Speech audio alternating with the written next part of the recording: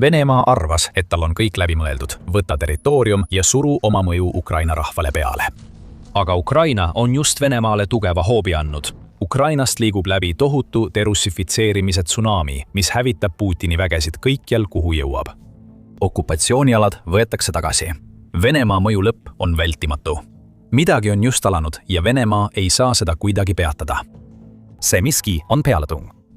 Kaugel kaagus hävitavad Ukraina väed Venemaa sõdureid igast küljest. Hallid tsoonid puhastatakse nüüd, millele järgneb Ukraina asulate tagasivõtmine, mida Venemaa pidas vabastamise eest kaitstuks. See on vasturünnak. Jah, ja seda tehakse selleks, et valmistada ette kindel kaitse Venemaa pealetungi vastu, mis tuleb kevadel, nagu sa teada saad, kui edasi vaatad. Aga siin toimub midagi sügavamat. Ukraina jaoks ei seisne see ainult territooriumi tagasivõitmises. See on seotud Vene mõju väljaajamisega. See on seotud sellega, et õpetada Putinile, et ükskõik kui palju ta ka ei pingutaks, Ukraina lükkab venestamise igal sammul tagasi. Kõik algas hallidest tsoonidest. Traditsioonilises mõistes on hall tsoon iga piirkond, kus vaenulikkus on olemas, kuid see vaenulikkus jääb alla tõelise riikidevahelise konflikti läve. Mõelge sissetungidele NATO õhuruumi, mida Vene droonid ja hävitajad on viimastel kuudel toime pannud ja saate aru, millest jutt käib. Aga Ukrainas on hall tsoon veidi teissugune. See on piirkond, kus kummalgi poolel ei ole tegelikku kontrolli, kuigi Venemaa väidab sageli vastupidist. Seel on üksikuid konfliktikoldeid, kuid kogu idee, vähemalt Venemaa vaatenurgast, on luua lahinguväljast segane pilt, mis võimaldab Putinil kuulutada propagandavõite territooriumite üle, mida Venemaa tegelikult ei valda. Venemaa on loonud neid halli tsoone, sokutades väikseid üksusi Ukraina rindejoone taha. Kui need üksused on sees, kaevuvad nad sisse ja ootavad näiliselt tuge, kuid sageli paratamatut surma, mis saabub siis, kui Ukraina väed neile järele jõuavad. Siiski valitseb nendes tsoonides kaos ja need loovad Venemaale võimalusi venestamiseks, väites, et Ukraina ei suuda peatada seda, mida Putin püüab kogu maailmale näidata kui peatamatut pealetungi. Miski ei saa olla tõest kaugemal ning Ukraina Vene mõju kõrvaldamise kampaania Kagu-osas on selle täiuslik näide. Kõik algas hallide tsoonide puhastamisest Kagu-Ukrainas, nagu teatas Euromaidani press 25. veebruaril. Operatsioon algas umbes 4 nädalat tagasi, veebruari alguses, ning Ukraina on selle käigus saavutanud väga kiire ja olulise eesmärgi – puhastada väiksed Vene sissetungijate taskud. Starlinki katkestuse ajal, mis on põhjustanud Vene vägede seas kaost, saatis Ukraina Kagusse halli tsooni, mis eraldas Vene ja Ukraina vägesid, väljaotsimis- ja hävitusüksused. See ala ulatub umbes 30 kilomeetri ehk 18,6 miili ulatuses Ukraina kontrolli all olevast Pokrovska asulast Dnipropetrovski oblastis kuni Huliapolani, mis on Venemaa kontrolli all ja asub Zaporižja oblastis. See hall tsoon oli ohus venestuda, kui Ukraina poleks midagi ette võtnud. Nii et Ukraina surus peale, otsis ja hävitas ning nüüd, kui kontroll halli tsooni üle on saavutatud, on Ukraina oma eesmärke muutnud ega sihi enam ainult sissetungijaid. Ukraina astub suuri samme, et vabastada Kagu igaveseks Vene mõjust. Ukraina võtab tagasi asulaid ja territooriumi, palju asulaid ja territooriumi. Kui hooltsoon oli puhastatud, sai edasiliikumine alata ja kuigi Ukraina on mitmed asulad tagasi vallutanud, millest räägime kohe lähemalt, on selle kõige keskmes Tanova küla. Dnipropetrovski oblastis asuv, kuid nii Zaporižja kui ka Donetski piiride lähedal paiknev Tanova on väike. Enne sõjas hävimist elas seal veidi üle 300 inimese. Nüüd on see tänu Ukraina vägedele saanud devenestamise sümboliks. See oli esimene asula, mille Ukraina oma Kagu vastupealetungis tagasi vallutas ning küla, mis pani aluse kõigele sellele, mida oleme sellest ajast näinud. Kõik algas 21. veebruaril. Just siis postitas Thorkill65X konto pildid ja ülevaate sellest, mis Tanovas juhtus. Ukraina 425 ründepolgu teise pataljoni üksused alustasid pealetungi asulasse. Seal olid kaevikutes, kuigi piiratud arvul, Venemaa 69. kattebrigaadi liikmed, kes olid vaid mõned nädalad varem asula enda kontrolli alla võtnud. Ukraina rünnak ei kestnud kaua, see ei pidanudki kestma. Kuna Venemaa väed olid pärast sidekatkestust juba segaduses, viis Ukraina Tanova devenestamise rekordajaga lõpule. Ja kui asul oli kontrolli alla saadud, seadis Ukraina end valmis sügavamaks pealetungiks Kagu suunas, kus päevakorda tõusis Berezova vallutamine. Tanova oli Venemaale märguandeks. Nagu Euromaidan press rõhutab, oli Ukraina aktiivne selle küla tagasivõtmine signaaliks, et halli tsooni puhastamise operatsioon on muutunud uueks kampaaniaks. Selline kampaania, mille käigus Ukraina püüab venelased võimalikult paljudest Kagu-piirkonna asulatest välja tõrjuda, et vabastada need asulad Vene mõjust ja valmistuda Putini uueks venestamiskampaaniaks, mille algust oodatakse kevadel. Ei läinud kaua, kuni Ukraina hakkas sügavamale tungima. Umbes samal ajal, kui Ukraina väed olid venelased Tanovast välja tõrjunud, teatas Pravda, et Ukraina oli okupeerijad tagasi tõrjunud ka Kalinivska asula lähedal. 24 veebruariks, vaid 3 päeva pärast uudist Tanova vabastamisest, oli Ukraina välkkiirete rünnakutega vabastanud juba 8 asulat, mida Venemaa ei suutnud peatada. Radizna, Andrivka, Natšajevka, Ostopirska ja Nova Zaporižja langesid kõik taas Ukraina kätte. RBC Ukrain teatel polnud nende asulate territooriumil 2 nädala jooksul enne 24. veebruari nähtud ühtegi märki Venemaa kohalolust. Tanova võis olla esimene vabastatud asula, millest me teada saime, kuid tundub, et see polnud esimene asula, mille Ukraina puhastas. Siin näeme kampaaniat asulate derussifitseerimiseks, mis näib olevat alanud koos halli tsooni puhastamise operatsiooniga. Ja mitmes mõttes on see loogiline. Venemaa infiltraatorid oleksid valinud purustatud asulate jäänused peidukohtadeks. Nende infiltraatorite väljaajamisega vabastas Ukraina ka külasid ja linnu, hävitades samal ajal Vene mõjuvõimu kaguosas. 23. veebruariks teatas Ukraina sõjaväe ülemjuhataja Oleksandr Sõrskõi, et Ukraina oli vabastanud umbes 400 ruutkilomeetrit ehk ligikaudu 154 ruutmiili territooriumi. Pea see number meeles. Ma tulen mõne minuti pärast tagasi selle juurde, miks see nii oluline on. Aga praegu tähendab see Venemaa jaoks väga lihtsat asja. 4 kuud kestnud infiltreerimine oli Ukraina derussifitseerimiskampaania 3 nädalaga vett vedama läinud. Seda ütleb Clement Milan, kes on Prantsuse sõjaväeanalüütik ja kaardistas, mida Ukraina oli teinud 21. veebruaril vahetult enne uudiseid paljude Ukraina kaguosas asuvate asulate vabastamisest. Milan teatas, et satelliidipiltide ja Ukraina-Venemaa positsioonide pommitamise järsu kasvu kinnituse kombinatsioon näitas, et puhastamine oli muutunud derussifitseerimiseks. Milan märkis Ternova suunal 3000 täiendavat pommitamisjuhtumit, mis tähendas, et Ukraina taastas kontrolli enamiku sellel lõigul. 2022 aastal hoitud kaitseliini üle. Tankitõrjekraav, okastraat ja draakonihambad tulid tagasi Ukraina kontrolli alla, pakkudes kindlustuste alust, mis kevadel Venemaa kaitseliinidest läbi murravad. Kasutades suurtüki ja õhurünnakute kaarte, näitas Milan, et Ukraina on tõepoolest edasi liikunud ja Venemaa on kaguosas taganemas.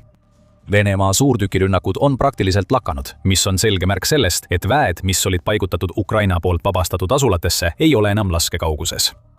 Teisisõnu, neid on tagasi tõrjutud ja Ukraina jätkab tulistamist. See olukord on suuresti kasulik Ukrainale. Venemaa kaotas 3 nädalaga vähemalt 4 kuu jagu sügaval rinde taga toimunud infiltreerimist, ütleb Milan, lisades. See annab aega tugevdada Pakrovski kaitset ning H-15 maanteed, mis viib Zaporižjani. Milan lõpetab oma raporti väitega, et rohkem on veel tulemas. Kasutades käepärast kaarti, tõmbab ta valge joone, mis näitab, kui sügavale ta usub, et Ukraina suudab tungida, kui ta kaguosa venestamisest vabastab. See valge joon on juba okastraadiga kaetud, mis tähendab, et Ukraina eesmärk on nüüd saavutada selle üle täielik kontroll, et tugevdada oma kaitset ja suruda hall tsoon sügavamale aladele, mida Venemaa arvas enda käes hoidvat. See ei ole lihtsalt järjekordne Ukraina vastupealetung. Tegemist on laiaulatusliku lahinguvälja ümberkujundamisega, mis on suuresti toimunud tänu sellele, et Venemaa sõjaväes on tekkinud tõsised kommunikatsiooniprobleemid. Enne kui sellesse sügavamalt sukeldume, vaatate saadet Sõjasaade. Pole veel tellinud. Nüüd on selleks ideaalne aeg. Ukraina kaguossade venestamise kampaania algas veebruari alguses, sest just siis otsustasid Elon Musk ja SpaceX lõpuks midagi ette võtta Venemaa poolt ebaseaduslikult kasutatavate Starlinki terminalide suhtes, mida venelased on kasutanud oma rünnakute koordineerimiseks. Väljaande Euromaidan Press andmetel on neid salakaubana toodud terminale kasutatud kogu 700 miili pikkusel rindejoonel ning Venemaa on neid kasutanud oma üksuste koordineerimiseks ja isegi droonirünnakute läbiviimiseks. Kõik see kadus pärast Starlinki sulgemist. Ja olukorra veelgi hullemaks muutmiseks otsustas mitte keegi muu kui Putin ise mõni päev hiljem, et oleks hea mõte piirata juurdepääsu sotsiaalmeedia rakendusele Telegram. Soovides säilitada oma mõjuvõimu, viskas Putin oma sõdurid välja ainsast suhtluskanalist, mida nad said kasutada ja mis oleks võinud vähemalt osaliselt täita Starlinki kaotuse jäetud tühimikku. Venemaa sõjavägi oli ja on siiani täielikus segaduses. Juhtimiskeskused ei suutnud enam rünnakuid koordineerida.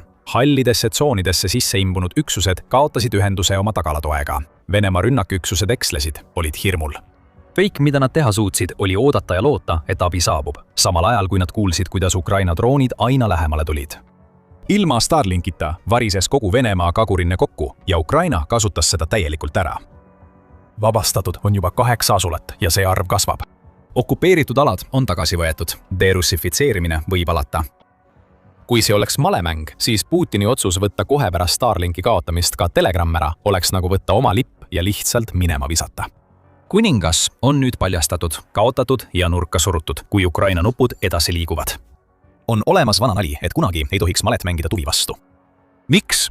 Sest tuvi lööb kõik nupud laualt maha, teeb sinna oma häda ja kõnnib siis minema, tehes näo, nagu oleks ta võitnud.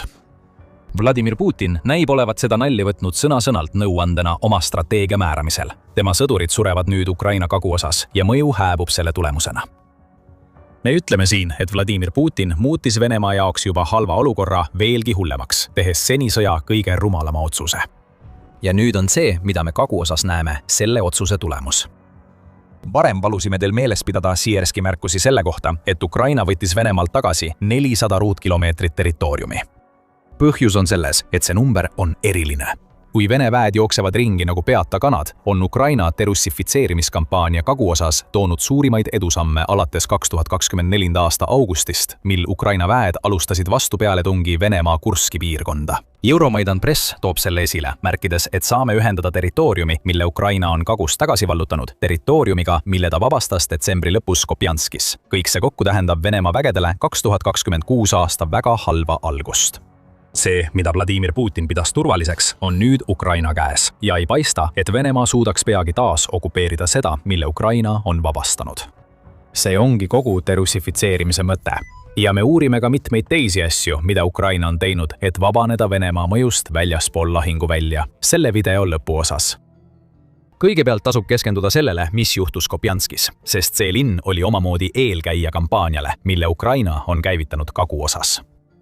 2025 aasta novembris esitas Venemaa julge väite, et ta on Kopjanski vallutanud. Detsembri keskpaigas kordas ta seda väidet.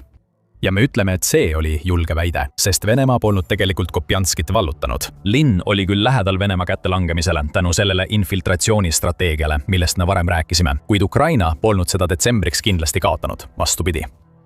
Ukraina väed puhastasid linna aktiivselt Vene sõduritest ajal, kui Putin ja tema käsilased kiitlesid oma kontrolliga Kopjanski üle. 1. detsembriks oli Ukraina purustanud Vene narratiivi Kopjanskis, mis asub Harkivi oblastis. Kaugel sellest, et linn oleks langenud Venemaa kätte, oli Ukraina selle praktiliselt vabastanud. Detsembris, mil Venemaa väitis, et on linna üle kontrolli saanud, hoidsid Ukraina väed 90% linnast enda käes. Sellest ajast alates on Ukraina Kopjanski suunal edasi liikunud. Euromaidan Pressi andmetel on Ukraina väed Kopjanski suunal 11–25 detsembrimi tagasi vallutanud vähemalt 183 ruutkilomeetrit ehk umbes 70,6 ruutmiili, mis lisandub kogu sellele territooriumile, mille nad veebruaris kaguosas vabastasid. Kui Kopjanski vabastamine oli derussifitseerimise seisukohalt sümboolne, nagu näha sellest, et Ukraina tõi linna keskusesse riigilipu, et saavutatut rõhutada, siis see, mida Ukraina on kagus teinud, on sama palju praktilise kui sümboolse tähendusega. Ukraina valmistub millekski. 9. veebruaril teatas Kiev Post, et nii Ukraina kui ka rahvusvahelised vaatlejad olid ühel meelel, et Venemaa püüab koguda strateegilisi reserve, mida ta kavatseb kasutada ulatuslikuks rünnakuks Ukraina ida- ja lõunaosas. Osa sellest pealetungist keskendub Donetskile, kus Venemaa üritab liikuda Pokrovski juurest edasi kindlustatud vööndini. Siiski saadab Venemaa vägesid tõenäoliselt toetava rünnakuna suvel ka Zaporižja ja Orogivi suuremate linnade suunas. Need toetavad väed võivad liikuda selles suunas, et juhtida Ukraina tähelepanu Donetskilt kõrvale, kuigi Putin oleks samuti väga rahul, kui tema sõdurid suudaksid need 2 linna vallutada. Ukraina kaguosa derussifitseerimiskampaania omandab selle teadmise valguses hoopis teistsuguse ilme. Nagu Euromaidan Press märgib, peavad 2026. aasta kevad-suvise pealetungi jaoks kavandatud Vene väed nüüd esmalt võitlema selle nimel, et taastada kaitsepositsioonid, seejärel tagasi vallutada kaotatud territoorium. Alles siis saavad nad alustada kavandatud operatsioone kevadel või suvel. Ukraina on saavutanud rohkem kui vaid vähemalt 8 oma kaguasula vabastamise Venemaa mõjust. Nad on sundinud Venemaad oma strateegiat täielikult ümber hindama.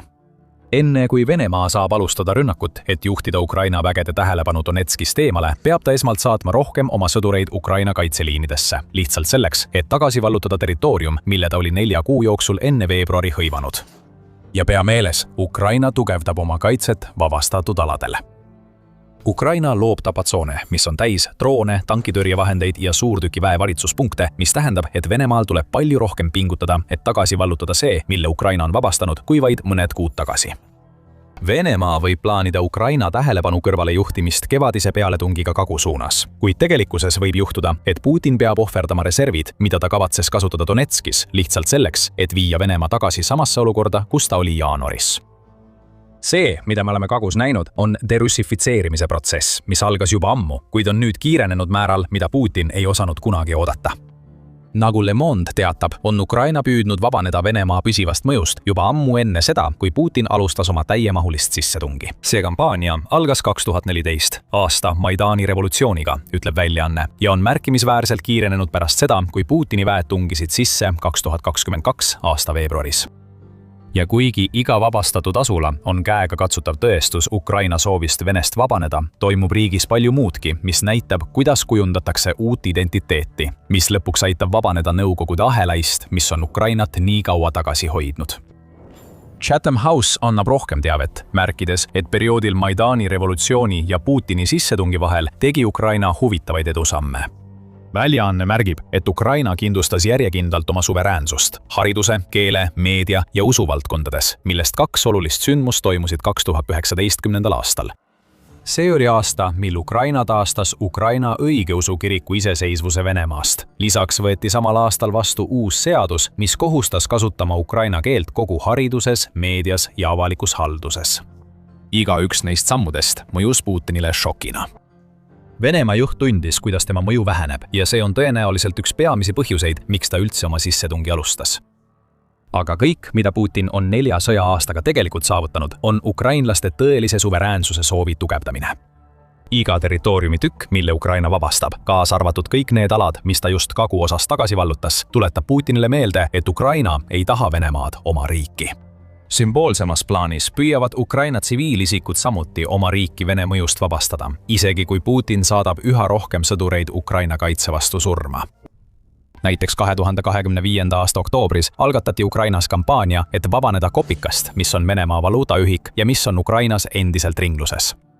Nagu ütles tol ajal Andriy Põšni, kes on Ukraina keskpanga juht, on kopikas tükk Moskvast, mis on endiselt meie taskutes, meie hinnasiltidel ja mis kõige tähtsam, meie peades. See on tõeline Ukraina. Vladimir Putin võib seda eitada. Ta võib proovida kõigile, kes on valmis kuulama, väita, et enamik ukrainlasi tahab olla Venemaa kontrolli all.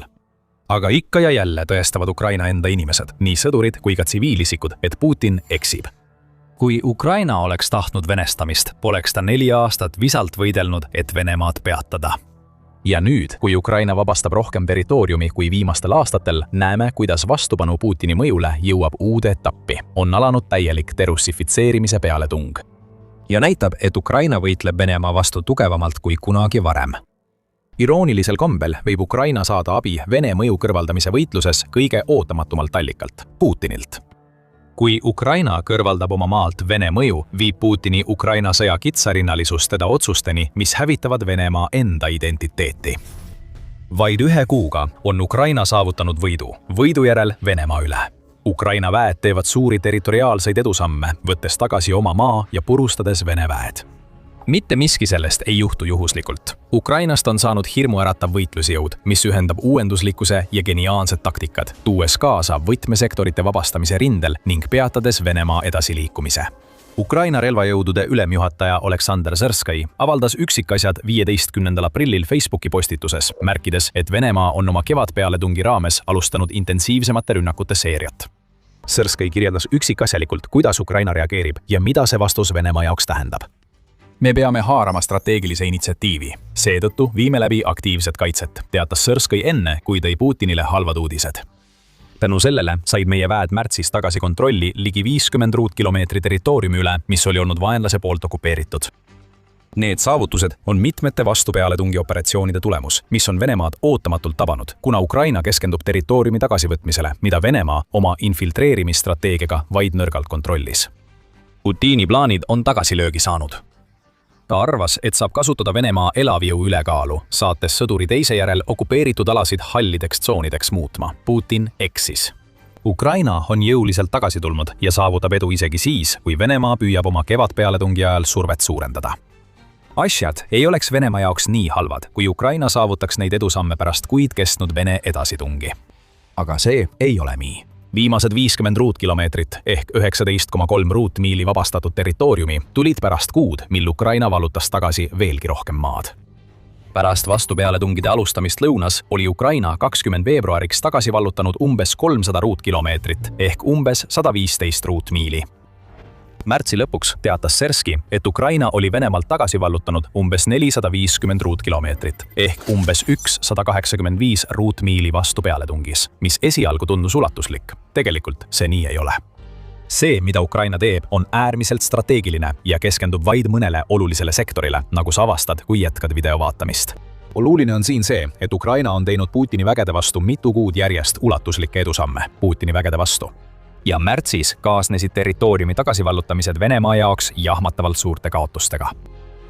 Al Jazeera teatab, et Venemaa kannatas märtsis Ukraina relvajõudude poolt põhjustatud kinnitatud kaotuste osas uue kuurekordi. Ukraina sõnul võimaldas selle droonide tootmise suurendamine. See on tegelikult keerulisem, kuid peamine number on lihtne. 35 351 venelast sai Ukrainas surma või haavata samal kuul, kui Ukraina vallutas tagasi 50 ruutkilomeetrit oma territooriumist. See kaotuste määr on 29% kõrgem kui veebruaris, mis näitab, et Ukrainas on midagi muutumas. See ei ole enam lihtsalt rindejoone hoidmine. Ukraina surub edasi, kasutades aktiivset kaitset, mis tapab rohkem venelasi kui kunagi varem. Putini muredele lisab veel see, et Venemaa värbamismäär ei jõua järele 2026 aasta kaotuste määrale. Venemaa plaanib selle aasta lõpuks värvata 409 000 sõdurit. Nad ei jõua sellele numbrile ligi lähedalegi.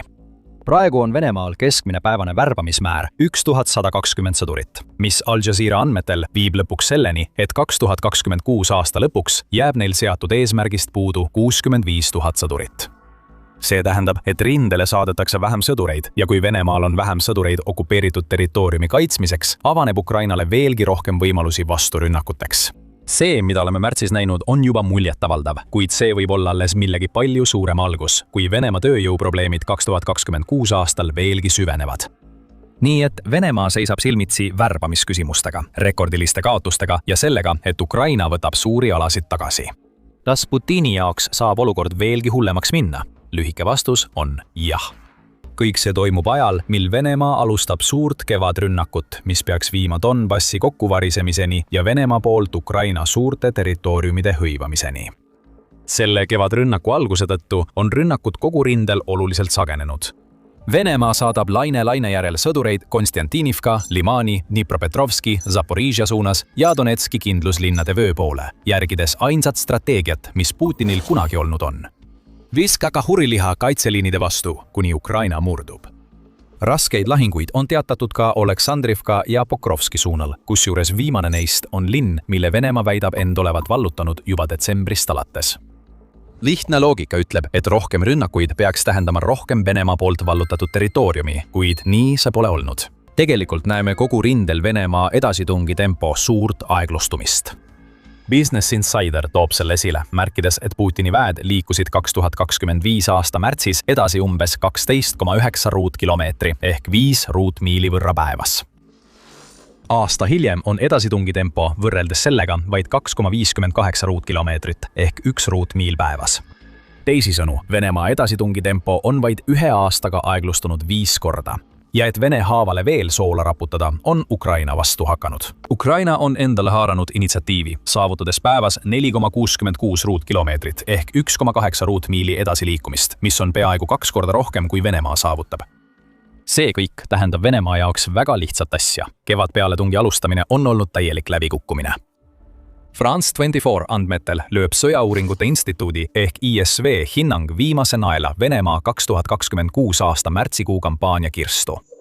Kui võrrelda Ukraina edusamme Venemaa omadega, siis märts on esimene kuu 2,5 aasta jooksul, kus Venemaa saavutused olid nullis.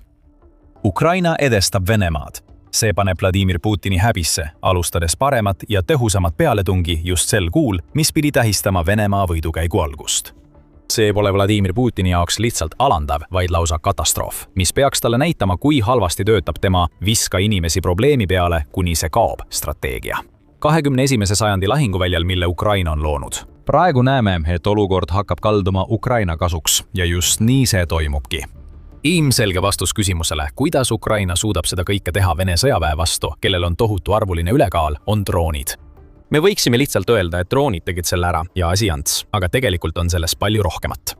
Siiski on droonid üliolulised. Kas sa mäletad neid märtsikuu kaotuste numbreid, mida me varem jagasime? 35 351 Vene sõdurit tapetud või haavatud.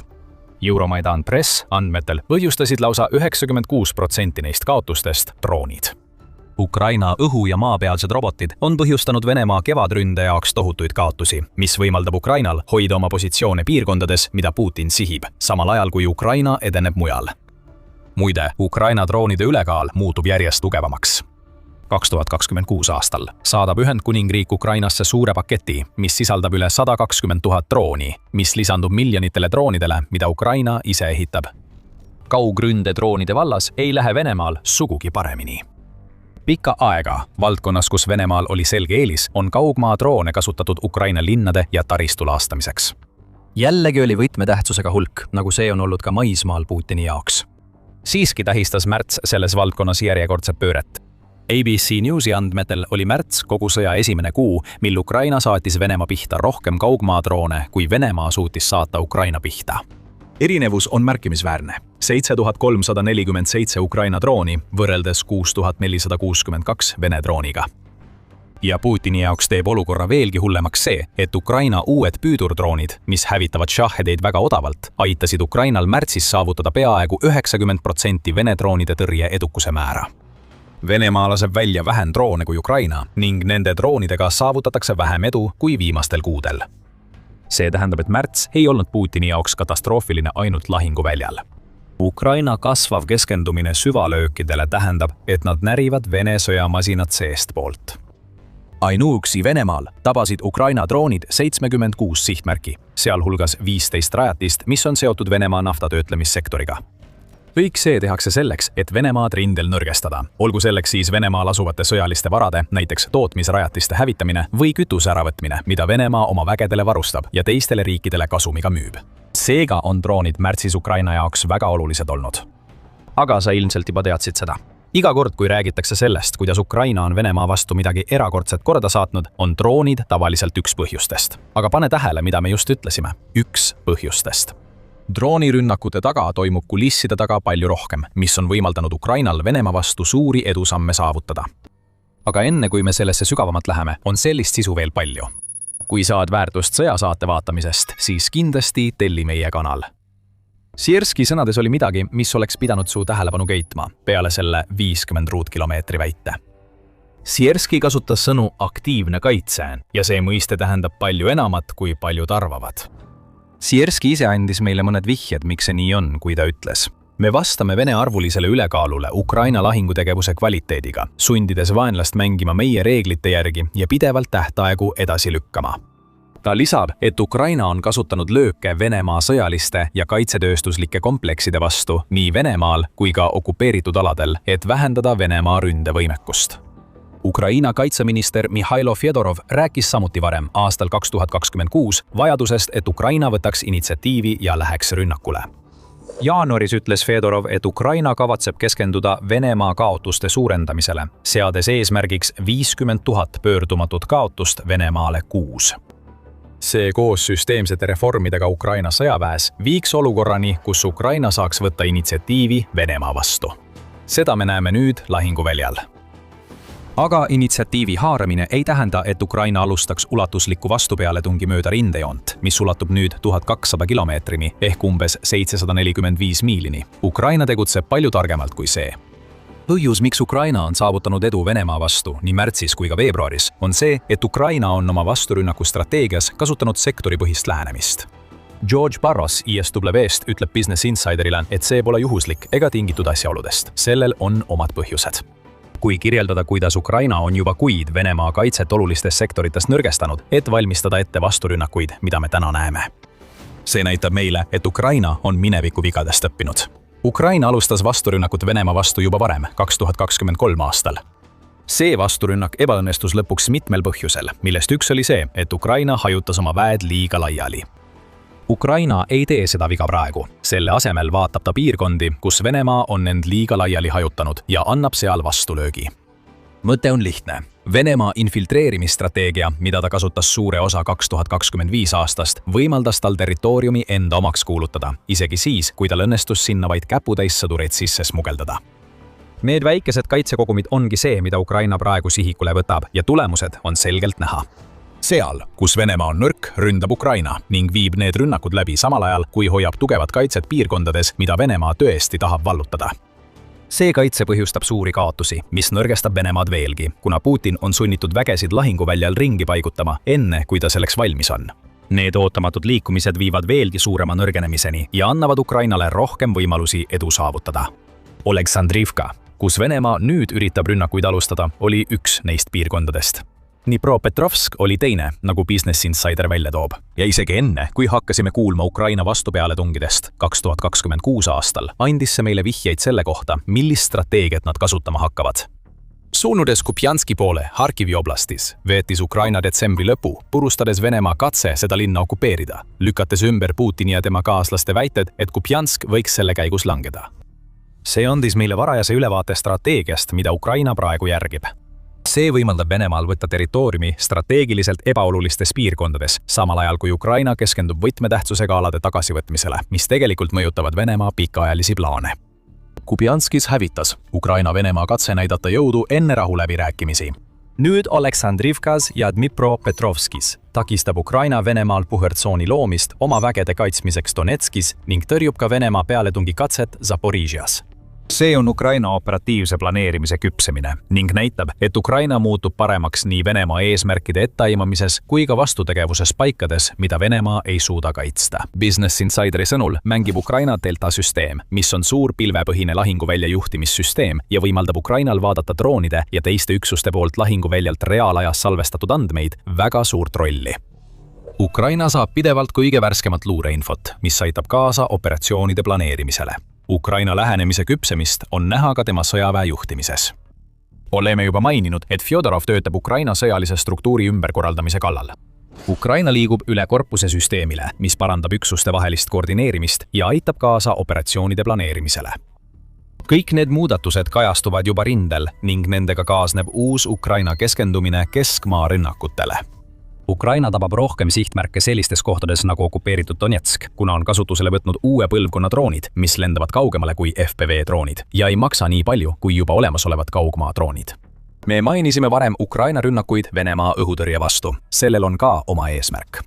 Kiievi sõltumatu teatel viis Ukraina ajavahemikus juunist 2025 kuni märtsini 2026 läbi 429 rünnakut Venemaa õhutõrjesüsteemide vastu. Need rünnakud lõid aluse nendele keskmaa rünnakutele, mida me praegu näeme. Ukraina kasutab neid rünnakuid, et sihtida Venemaa laskemoonaladusid ja selle Shahed-droonide ladusid okupeeritud aladel. See hävitab juhtimiskeskusi ja vägede koondumisi, sundides Venemaad olukorda, kus nad peavad rindele saatma üksusi, kellel pole kõike vajalikku.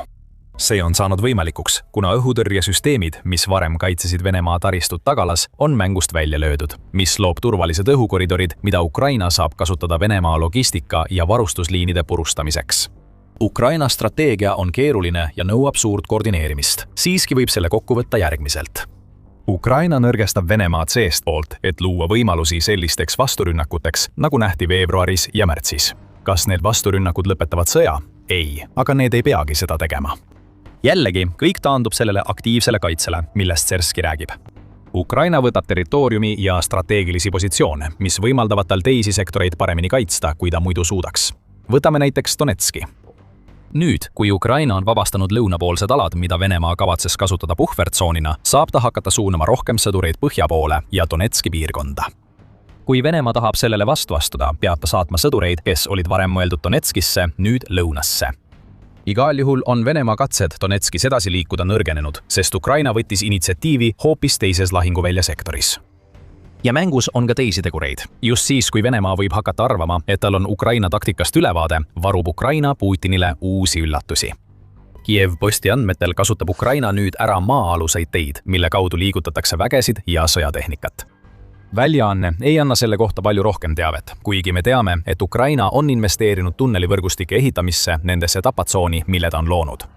Neid tunneleid kasutati ja tõenäoliselt kasutatakse siiani Vene sissetungijate varitsamiseks. Võib-olla on nüüd Ukraina loodud maa-alune võrgustik piisavalt suur, et võimaldada tunnelite kasutamist logistiliste arteritena. Venemaa poleks seda kunagi osanud oodata. Ja see ongi asja mõte. Kiirus ja innovatsioon on alati olnud peamised eelised, mis Ukrainal Venemaa ees on olnud. Praegu töötab Ukraina selle nimel, et integreerida teadus- ja arendustegevus sõjaväeüksustesse, mis aktiivselt Venemaa vastu võitlevad, väidab strateegiliste ja rahvusvaheliste uuringute keskus. See lisab, et Ukraina on loonud ka parema väljaõppesüsteemi oma õhutõrjeoperaatoritele, mis kõik kokkuvõttes tähendab, et Ukraina kasutab oma tehnoloogilist eelist Venemaa kahjustamiseks. Sierski ise ütleb, et Ukraina sõjavägi ei seisa kunagi paigal.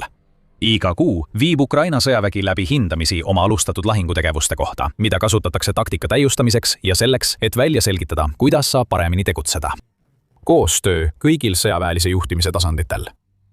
Lühidalt öeldes otsib Ukraina alati võimalusi paremaks saada. Putin oleks olnud rahul sõjapidamisega, aastakümnete vanuste taktikatega. Isegi praegu on Venemaal raske kohaneda. Jah, ta kasutab droone Ukraina vastu, kuid peale selle järgib Venemaa 2026 aastal sama kurnavat strateegiat nagu 2022 aastal ning see strateegia hakkab lagunema. Nii et kui me ütleme, et Ukraina 50 ruutkilomeetri suuruse territooriumi tagasivõtmine Venemaalt on uskumatu võit, siis me ei pea silmas ainult seda territooriumi ennast. See on muidugi oluline, kuid Ukrainale on palju tähtsam see, et need saavutused tulevad tänu riigi võimele pidevalt kohaneda ja areneda. Putini sissetung, olgugi kui jõhker see ka pole olnud, on viinud selleni, et Ukrainast on saanud üks maailma tugevamaid sõjalisi jõude. Vasturünnak on nüüd alanud. Ukrainal on initsiatiiv, kui ta võtab territooriumi tagasi ja hävitab rekordarvul Vene sõdureid. Kevad 2026 pidi olema Vene lõpliku võidu algus. Selle asemel näib, et see on hoopis Ukraina jaoks algus, millega lõpetatakse Venemaa sissetung lõplikult. Nad ütlesid, et Ukraina kaotab sõja. See oli vältimatu. Venemaa oli lihtsalt liiga suur, liiga võimas. Sõjaline suurvõim. Vastuminööd, keda oli vaja. Läänel oli vaja endale anda isegi võitlusvõimalus, et üle elada rohkem kui kuu või 2. Kuidas asjad on muutunud? Ukraina on nüüd sõjapidamise meister ja on muutunud nii võimsaks, et isegi USA vajab tema abi Iraanis. Riik, mis kunagi sõltus teistest, on nüüd valmis saama selleks riigiks, kellele tema liitlased saavad loota igas kaasaegse sõjapidamise aspektis. Ukraina president Volodymyr Zelenski on teinud avalduse.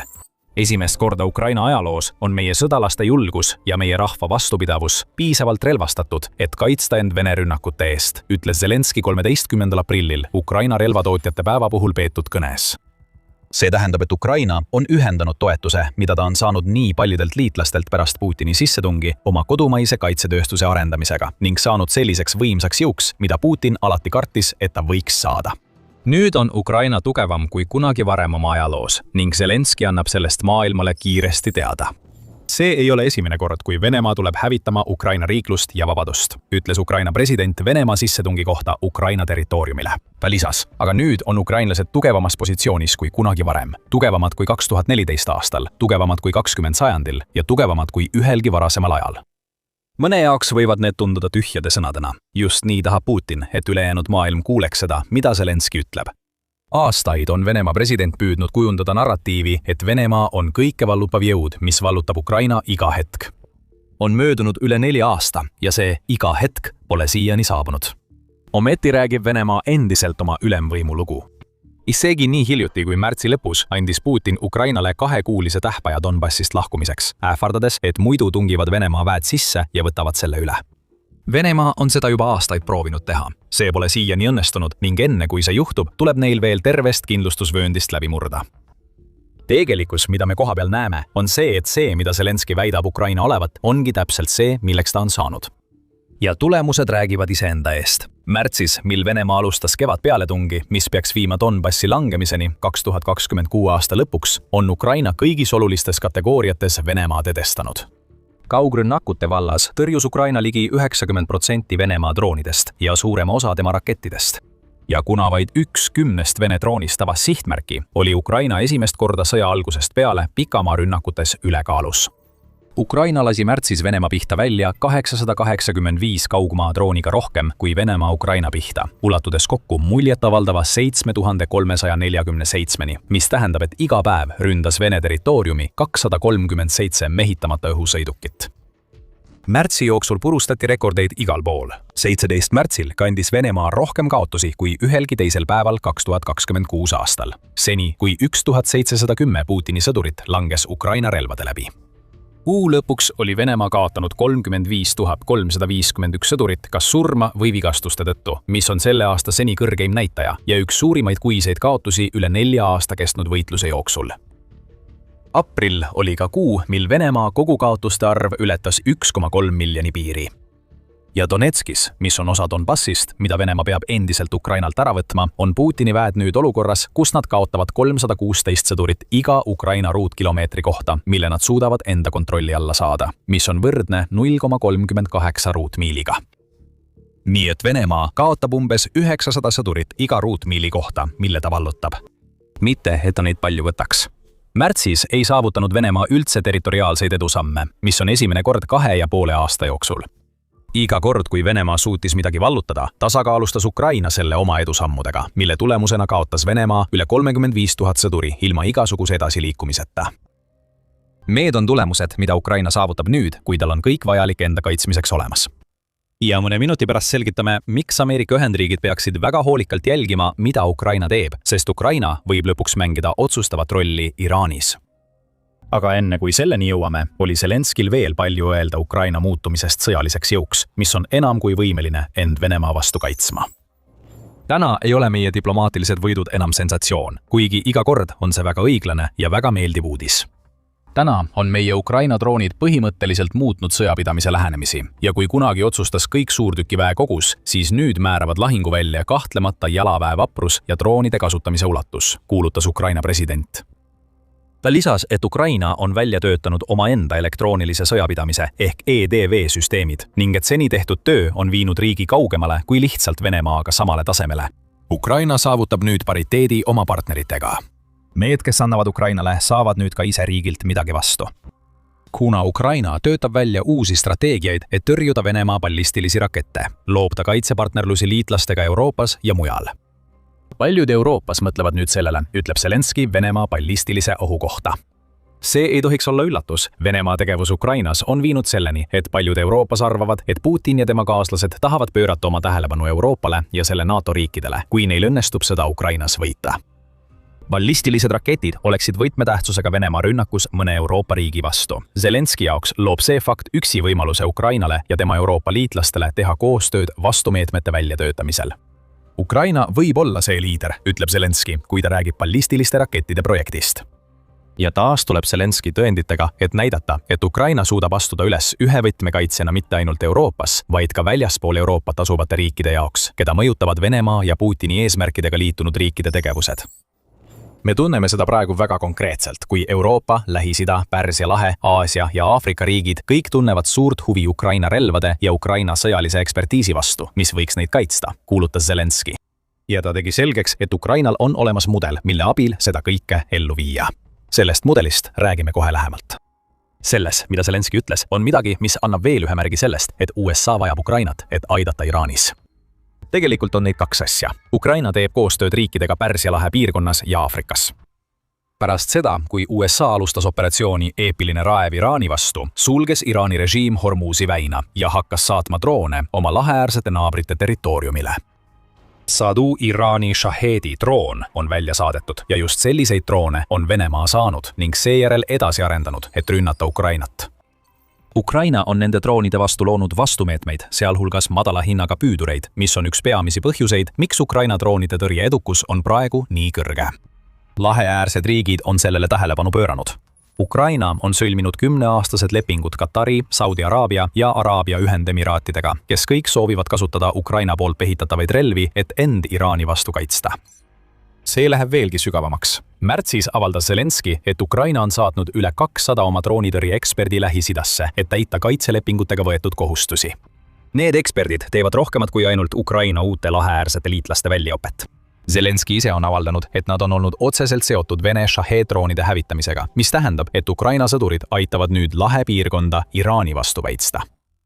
Mis puudutab Aafrikat, siis RFI on avaldanud, et Ukrainal on nüüd Liibüas 3 baasi, mida võidi kasutada Venemaa varilaevastiku vastu rünnakute korraldamiseks Vahemerel. Jällegi, see kõik tuleneb sellest, mida Ukrainal on pakkuda vahetuseks.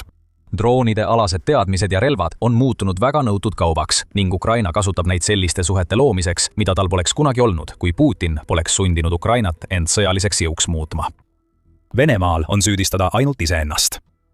Sõda, mis pidi kestma vaid päevi, on kestnud aastaid ning see on viinud selleni, et Ukraina suudab end mitte ainult Venemaa vastu kaitsta, vaid saab ka teistega koostööd teha ja neid toetada. Kõik see on saanud võimalikuks tänu sellele, mida Volodõmõr Zelenski nimetab G2G ehk valitsustevaheliseks mudeliks. Selliste kokkulepetega keskendub Ukraina esmalt usalduse loomisele partnerite valitsusega ning alles seejärel liigub edasi kõige muu juurde. Lepinguid ettevõtete vahel selles riigis hakatakse läbi rääkima alles siis, kui on loodud valitsustevaheline raamistik, mida me praegu näeme Pärsia lahe riikides, Liibüas ja paljudes Euroopa riikides. Ukrainal on olemas mudel, tal on relvad ning ta on valmis neid oma partneritega jagama, et neid aidata. Siin tuleb mängu Ameerika Ühendriigid. Praegu on USA sõjas Iraaniga, mis tekitab talle probleeme, mida Ukraina suudab ideaalselt lahendada. USA vajab Ukrainat Iraanis. Aga enne kui me selgitame, kuidas ja miks, tuletame meelde, et te vaatate saadet The Military Show. Kui sa pole veel tellinud, siis nüüd on selleks ideaalne aeg. Niisiis, USA vajab Ukrainat. Miks?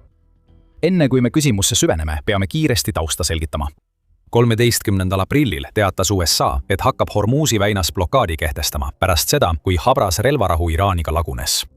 USA väidab, et Iraan ei kavatse oma tuumaprogrammi peatada. Seetõttu kavatseb USA pöörata enda kasuks selle, mis on olnud Iraani peamine mõjutusvahend kogu operatsiooni Eepiline raev vältel. USA blokaad tähendab hoopis midagi muud kui see, mida Iraan kasutas. Iraan kasutab kiireid paate, USA aga sõjalaevu. Ja kuigi see mereväejõudude erinevus peaks tähendama, et USA suudab edukalt blokeerida Iraani sadamad, tekitab see ka probleeme. Alustuseks on sõjalaevad palju suuremad sihtmärgid kui kiirpaadid. Kui need laevad peavad pikemat aega samas kohas seisma, nagu blokaadi kehtestamisel, muutuvad nad haavatavaks Iraani Shahidi droonide suhtes.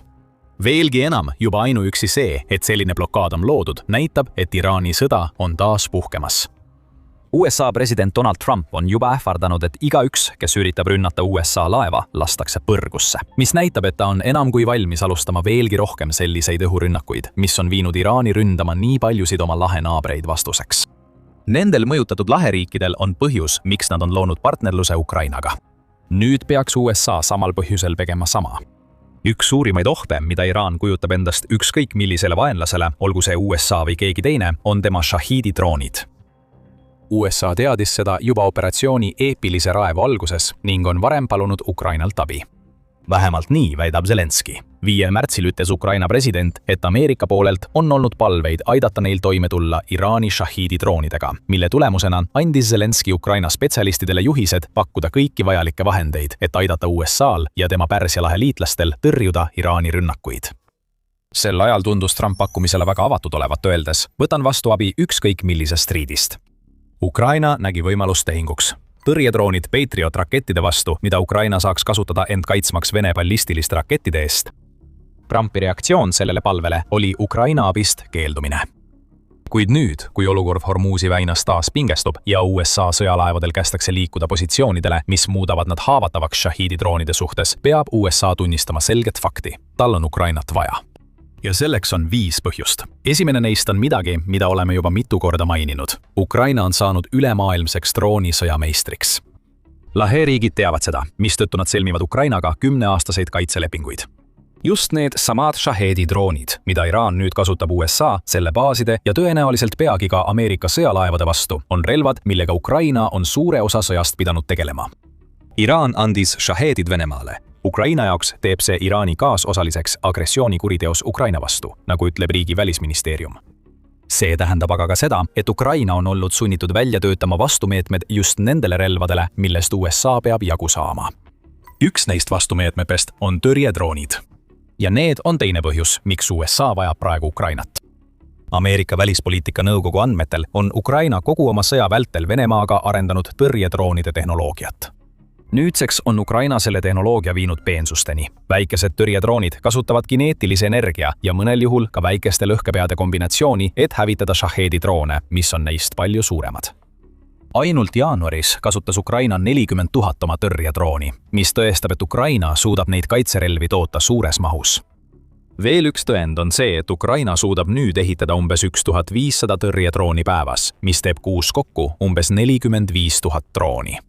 On väga tõenäoline, et nad suudavad ehitada veelgi rohkem, eeldusel, et neil on investeeringuid sellistelt riikidelt nagu USA. Seega on Ukrainal olemas nii oskused kui ka vahendid, mida USA praegu Iraanis vajab. Kolmas põhjus, miks USA vajab Ukrainat, on see, et hind on sobiv. Nõukogu lisab, et Ukrainal maksab ühe tõrjedrooni ehitamine kuskil $300 kuni $1200. See on USA kaitse-eelarve kontekstis tühine summa. Ja isegi siis, kui lisada juurdehindlus nende tõrjedroonide eksportimiseks USA-sse, on Ukraina tõrjedroonid palju odavamad kui Patriot-raketid, mida USA on sageli kasutanud Iraani Shahidi droonide peatamiseks. Need raketid on tõhusad, kuid igaüks neist maksab umbes $4 miljonit, mis on liiga palju, et kulutada Iraani droonide peale, mille ehitamine maksab vaid $20 000 kuni $50 000. Isegi Ameerika enda tõrjedroonide katsed, nagu näiteks Lucase droon, maksavad palju rohkem kui Ukraina tõestatud lahendus. Üks Lucase droon maksab umbes sama palju kui üks Shahidi droon. Ukraina tõrjedroon maksab kuni 66 korda vähem kui kõige odavam Shahidi droon. See toob meid neljanda põhjuseni, miks USA-l on vaja Ukrainat Iraanis. Ukraina on palju enamat kui lihtsalt odavate tõrjedroonide tootja. Te olete seda juba märganud tänu Zelenski kommentaaridele selle kohta, kui tõhusaks on Ukraina kaitsetööstus muutunud ja kui paljud Ukraina partnerid otsivad igasuguseid relvi just Ukrainast. Aga räägime Ukraina innovatsioonist ka numbrites. 14. aprillil teatas United24 meedia, et Zelenski avalikustas video, milles tutvustati 56 relvasüsteemi, mille Ukraina on ise välja töötanud. Nendest 56 olid 31 droonid, 7 olid raketisüsteemid, 4 olid elektroonilise sõjapidamise vahendid ja 6 olid maapealsed robotplatvormid. Muude uuenduste hulka kuulusid 4 uut tüüpi soomusmasinat, 3 mehitamata meresüsteemi ja isegi mobiilne õhutõrjetorn. Mõtle korraks sellele relvade nimekirjale. Peaaegu igaüks neist on midagi, mida USA võiks kasutada oma sõjas Iraaniga. Lisaks tõrjedroonidele võiks USA kasutada Ukraina droone Iraani positsioonide ja kiirkaatrite ründamiseks. Samuti võiks ta kasutada mehitamata meresüsteeme nende paatide vastu. Ja mõned mobiilsed õhutõrjeüksused koos juba Ameerika sõjalaevadele paigaldatud kaitsesüsteemidega aitaksid oluliselt hoida neid aluseid turvalisena Hormuzi väinas. Ukraina on selline uuendaja, kes suudab aidata USA-l toime tulla peaaegu kõigega, mida Iraan nende vastu kasutab. Kuid sellest veelgi olulisem ja võib-olla isegi tähtsam kui ükski teine põhjus, miks USA-l on Ukrainat vaja, on see, et Ukraina pakub USA-le midagi, mida peaaegu ükski teine liitlane ei paku. Toetust operatsioonile Eepiline raev. Donald Trump on korduvalt kurtnud selle üle, et Ameerika NATO liitlased ei ole valmis sekkuma Hormuzi väina taasavamisse ega sõtta, mille USA Iraaniga alustas. NATO ei olnud kohal, kui me neid vajasime, ja nad ei tule ka siis, kui me neid uuesti vajame, kuulutas Donald Trump pärast kohtumist NATO peasekretäri Mark Ruttega 8. aprillil. Kas see on tõsi või mitte, on vaieldav. Tänaseni on USA ainus riik, kelle jaoks NATO on rakendanud oma põhikirja artiklit 5, et USA saaks pärast 11. septembri terrorirünnakuid oma NATO liitlastelt otsest abi. Paljud neist liitlastest läksid seejärel sõtta, esmalt Iraaki ja seejärel Afganistani, et aidata USA-d. Aga just seda ütleb Trump ja see näitab, et USA ei saa seda abi, mida ta oleks võinud oodata, kui ta alustas operatsiooni Eepiline raev. Aga Ukraina tahab aidata. Rohkem kui ükski teine USA liitlane on Ukrainal Iraaniga kana kitkuda, sest Iraan varustab Venemaad Shahedi droonidega. 28. veebruaril, mil USA alustas operatsiooni Eepiline raev, avaldas Zelenski ise oma arvamust X-is. Ta tõi välja, et Venemaa on kasutanud Ukraina vastu üle 57 000 Shahedi tüüpi drooni, mida Venemaal poleks olnud, kui mitte Iraani tõttu. On oluline, et Ameerika Ühendriigid tegutsevad otsustavalt. Iga kord, kui Ameerika näitab otsustavust, nõrgenevad globaalsed kurjategijad. See arusaam peab jõudma ka venelasteni, ütles Zelenski, lisades, et ta usub, et Ameerika tegevus toob lõpuks Lähis-Idasse rahu. Võib olla oportunistlik. Aga see on üks tugevamaid toetusavaldusi, mida USA on saanud operatsioonile Eepiline raev üheltki riigilt, kes pole sõjas otseselt osalenud. Mida siis USA ootab?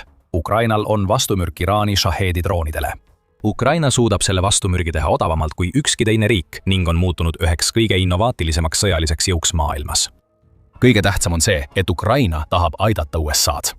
Ukraina on maister selles, mida USA kõige rohkem vajab. Nüüd on Ukraina valmis vastama Ameerika kutsele, täpselt nagu USA tegi siis, kui Ukraina oli oma raskel hetkel. Ainus takistus, mis näib eesseisvat, on Trumpi administratsioon. Aga võib-olla suudab Ukraina kogemust teistes valdkondades veenda USA-d partnerlust looma. Lõppude lõpuks pole Ukrainal pakkuda ainult relvi.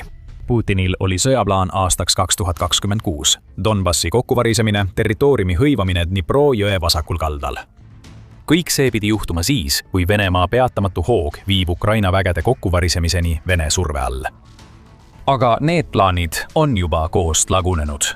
Ukraina võtab ohjad enda kätte, sest on olukorra täielikult ümber pööranud. Venemaa arvas, et lõpetab sõja 2026 aastal, kuid hoopis Ukraina võidab, sest Putin kulutab rohkem sõdureid, kui suudab asendada. Venemaa plaan on keskendunud edasiliikumisele. Putin on Ukrainasse koondanud umbes 700 000 sõdurist koosneva väe ning nende ülesanne 2026 aastal on tungida mitmel suunal sügavale Ukrainasse. Dnepri jõgi on üks peamisi sihtmärke. Putin tahab, et Venemaa väed jõuaksid võimalikult lähedale selle veetee vasakkaldale ja võib-olla isegi selleni, et nad suudaksid sellest üle minna. Donetsk on muidugi väga tähtsal kohal päevakorras. Putinil on sihikul legendaarne kindlusvöönd ja ta tahab, et Venemaa suruks edasi Slovjanski ja Kramatorski linnade suunas. See on Venemaa jaoks väga oluline. Mida lähemale Venemaa nende linnade vallutamisele jõuab, seda lähemale jõuab ta Donetski vallutamisele ja seeläbi kogu Donbassi piirkonnale. See on olnud võtmeküsimus kõigis seni toimunud rahuläbirääkimistes Ukraina ja Venemaa vahel. Aga see pole veel kõik. Putini plaanid on 2026 aastal sama ambitsioonikad kui võimalik. Lisaks nendele kahele peamisele sihtmärgile teeb Venemaa kõik endast oleneva, et kindlustada oma kontroll Musta mere rannikul, mis omakorda toetab Donetski hõivamist. Ja see võiks samuti vähendada Ukraina survet Krimmile ja Musta mere laevastikule. See on suure osa sissetungist surutud kõlmatusse Novorossijski nurka. Viimasel ajal pole see hästi toiminud, kuna Ukraina ehitab suuremaid ja paremaid droone, mida ta kasutab selle uue baasi ründamiseks, nagu ta tegi 2. märtsil, kui Ukraina kahjustas Novorossijskis Musta mere laevastiku 2 sõjalaeva. Ja see jätkub. Venemaa tahab lõpule viia Luhanski hõivamise, mis on teine oluline osa Donbassi piirkonnast, mis peab koos Donetskiga langema. Aga oota, Venemaa ütleb, et Luhanski langemine on just toimunud juba 3. korda alates Ukraina sissetungi algusest. Sõjauuringute instituut ehk ISV teatas 1. aprillil, et Venemaa kaitseministeerium tegi suure avalduse, et Venemaa on hõivanud kogu Luhanski piirkonna. Kuigi see on juba 3. kord, kui Venemaa seda väidab ja ISV märgib, et Venemaa kontrollib tõepoolest 99,84% Luhanskist, pole oblast siiski veel täielikult langenud. Nadja ja Novojerivka, mis mõlemad asuvad Borova idaküljel, peavad endiselt vastu. Tõenäoliselt soovib Venemaa need asulad vallutada, et saaks 4. korda väita, et Luhansk on langenud. Võib-olla 4. kord toob tõesti edu. Ja Venemaa soovib endiselt luua puhvertsooni, mis ulatub Tšernihivist läbi Sumõ ja Harkivi oblasti, et kaitsta Venemaa piiriäärseid piirkondi Ukraina vastu sissetungi eest. Edenemised Zaporižja ja Huljapole suunal on samuti päevakorras, kusjuures esimene neist peaks võimaldama Venemaal luua teise puhvertsooni, mida saab kasutada Ukraina vägede edasiliikumise takistamiseks lõunast Donetski suunas. Need on väga suured plaanid ja nende elluviimiseks vajab Venemaa kogu olemasolevat elavjõudu. Vladimir Putin on sama ambitsioonikas, nagu ta oli niinimetatud erioperatsiooni algusest peale. Venemaa on juba alustanud kevadrünnakut, mis jätkub suvel ja seejärel sügisel, mille käigus loodetakse kõik need eesmärgid saavutada. Aga tegelik probleem on selles. See operatsioon ei suutnud Kiievit vallutada ning ka need viimased plaanid lagunevad juba enne, kui Venemaal üldse avaneb võimalus neid ellu viia. Midagi on Venemaa jaoks muutunud. Kuigi Venemaa püüab end näidata lahinguväljal kõikvõitva jõuna, näeme tegelikult olukorra täielikku pöördumist. Putinil võivad olla plaanid, kuid Ukrainal on eelis. Venemaa stsenaariumi on Ukraina täielikult ümber pööranud ja puruks revinud. Aasta 2026, mis pidi olema Putini jaoks sõja lõpetamise aasta, muutub aastaks, mil Venemaa kogeb lahinguväljal oma kõige piinlikumaid alandusi, mida seni nähtud on. Ja põhjus peitub selles, et Ukrainal on omaenda plaan, millega vastata kõigele, mida Venemaa teeb, samal ajal valmistades ette tagasitulekut, mis võimaldab neil vabastada territooriumi isegi siis, kui Venemaa üritab edasi tungida. Seda plaani saab kokku võtta 4 sõnaga: kurnata, hoida, ehitada ja lüüa. Seda ütles Ukraina relvajõudude ülemjuhataja Oleksandr Sõrskõi, kes rääkis ICTV-le Venemaast, et tutvustada Ukraina vastuplaani. 2026 aastal teeb Ukraina kõik endast oleneva, et hoida territooriumi, mida Venemaa kavatseb rünnata, mis on plaani kõige ilmsem osa. Ukraina ei taha seda territooriumi kaotada. Iga ruutmiil, mis Venemaale loovutatakse, viib Putini oma eesmärkidele lähemale. Seda territooriumi hoides täidab Ukraina ka selle plaani teise osa, milleks on Venemaa vägede kurnamine. Jällegi, loogika on selge. Putin ja tema kaaslased on korduvalt näidanud, et nende peamine strateegia on visata liha ja metalli Ukraina kaitseliinide pihta, kuni need kokku varisevad. Mida kauem Ukraina hoiab territooriumi, mida Venemaa ründas, seda rohkem seda liha ja metalli hävitatakse, mis omakorda piirab Venemaa sõjalist jõudu. Pikamaa rünnakud toetavad seda Ukraina strateegia teist osa, purustades Vene sõjamasinad seestpoolt. Kuid just Ukraina strateegia 3. ja 4. osa muudavad olukorda Ukraina jaoks.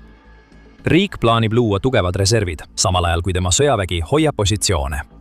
Ja nagu peagi teada saad, tähendab need reservid palju enamat kui lihtsalt suure sõjaväe loomist. Siis on veel rünnaku osa. Sierski ütleb, et Ukraina kavatseb rünnata seal, kus Venemaa on kõige nõrgem, olenemata sellest, kus see rindel asub. Teisisõnu, Ukraina kavatseb vabastada nii palju territooriumi kui võimalik ja teeb seda 2 põhjusel. Esiteks annab territooriumi vabastamine Ukraina sõjale tugeva hoo sisse, nagu Sierski ise märgib, kui ta ütleb. Praegu mängib vaenlane meie reeglite järgi. See tähendab, et nad on sunnitud kohanema ja koondama oma jõupingutused sinna, kus meie edeneme. Ja viitab teisele põhjusele. Territoorium, mille Ukraina tagasi võtab, on suurem, kui nad suudavad hoida, mis rikub Putini sõjaplaane ja sunnib Venemaad suunama vägesid ootamatutesse rindelõikudesse. See omakorda mürgestab Vene pealetungi, mis peaks saavutama need suured eesmärgid, mille Putin on seadnud. Nii, et meil on 2 riiki, kellel on 2 väga erinevat plaani. Ja siin lähebki asi Putini jaoks valusaks. Venemaa plaan on olnud palju juttu, millele järgneb iga varajase katse täielik hävitamine, et muuta see plaan millekski praktiliseks. Mis puudutab Ukraina plaani, siis see on juba ellu viidud ja me näeme seda praegu kõikjal lahinguväljal. Alustame Ukraina 4-osalisest lähenemisest kõige huvitavama osaga, milleks on kavatsus rünnata seal, kus Venemaa on kõige nõrgem. Ukraina on seda konkreetset osa oma plaanist ellu viinud alates jaanuari lõpust, kui SpaceX lõpetas lõpuks Venemaa võimaluse kasutada Starlinki ebaseaduslike terminaalide kaudu. See üksainus otsus põhjustas Vene sõjaväes sidekatkestuse, mis oleks Led Zeppelini uhkeks teinud, ning see tõi kaasa tohutud nõrkuse kohad Ukraina lõunaosas, kus Vene sissetungijad on 2025. aasta teises pooles hõivatud aladel vaevu kanda kinnitanud. Ukraina on rünnanud jõuliselt ja kiiresti, saavutades muljetavaldavaid edusamme, vabastades Venemaa nina alt suuri alasid ja mitmeid asulaid. Ukar Informed teatab, et Sõrskõ ütles 31. märtsil, et Ukraina on alates 2026. aasta alguses alanud rünnakukampaaniast vabastanud Oleksandrivka suunal üle 480 ruutkilomeetri ehk 185 ruutmiili oma territooriumist. See lisandub 430 ruutkilomeetrile ehk 166 ruutmiilile, mille Ukraina vabastas varasemas Dobropilja vastupealetungis, samuti Kopjanski tagasivõtmisele, mille käigus linn langes täielikult Venemaa kontrolli alt välja. Sõrskõi lisab, et need operatsioonid sunnivad juba Venemaad suunama vägesid Pokrovski ja Artšeratina suundadelt, mis tähendab, et need avaldavad just sellist mõju, nagu Ukraina soovib. Sundida Venemaad vägesid ümber paigutama, tekitada rindel veelgi rohkem lõrkusi. Ah jaa, kas sa mäletad seda lõunapoolset puhvertsooni, mida me varem mainisime? Ukraina territooriumi tagasivõtmine Oleksandrivka sektoris on muutnud selle puhvertsooni Venemaa jaoks keelutsooniks. Putin ei saa luua puhvertsooni territooriumil, mida Venemaa enam ei kontrolli. Ja kui Ukraina selles suunas edasi liigub, mis tundub lähikuudel kõige tõenäolisem, siis sellest puhvertsoonist, mis pidi olema kaitseks, saab hoopis tee, mida Ukraina saab kasutada vägede suunamiseks Donetski poole. Seega on Ukraina 4-osalisest sõjavõiduplaanist ründeosa juba hästi käimas. Ja pidage meeles, iga maatükk, mille Ukraina tagasi võidab, muutub alaks, mida ta saab hoida, mis omakorda tähendab, et see on ala, mida Ukraina saab kasutada Venemaa vägede kurnamiseks. Ja kui rääkida hoidmisest, siis Ukraina saab sellega samuti suurepäraselt hakkama. Enne kui sellesse sügavamalt sukeldume, siis just sellepärast me teeme seda sõjasaadet, et selgitada, kuidas jõuvahekorrad lahinguväljal tegelikult muutuvad. Kui soovid rohkem näha, siis kindlasti telli meie kanal, et sa ei jääks ühestki videost ilma. Aga nüüd territooriumi hoidmisest. Ukraina on seda palju teinud, alates sellest, kui Venemaa alustas oma kevadrünnakut märtsi alguses. Euromaidan pressi andmetel on Ukraina edukalt häirinud ja suuremas osas blokeerinud 13. suunal toimuvat Vene rünnakut, mis keskendub kõigile neile kohtadele, mida me mainisime. On olemas üksikuid näiteid Ukraina edust, näiteks see, mida Ukraina Ronini pataljon, mis kuulub Ukraina 65. eraldi mehhaniseeritud brigaadi koosseisu, saavutas 28. märtsil. Venemaa üritas sel kuupäeval korraldada soomusrünnakut Robotööne asula lähedal, mis asub Zaporižjas. Tulemuseks oli Venemaa jaoks täielik läbikukkumine, kuna Ukraina droonioperaatorid hävitasid kõik 10 soomusmasinat, mille Venemaa rünnakule suunas.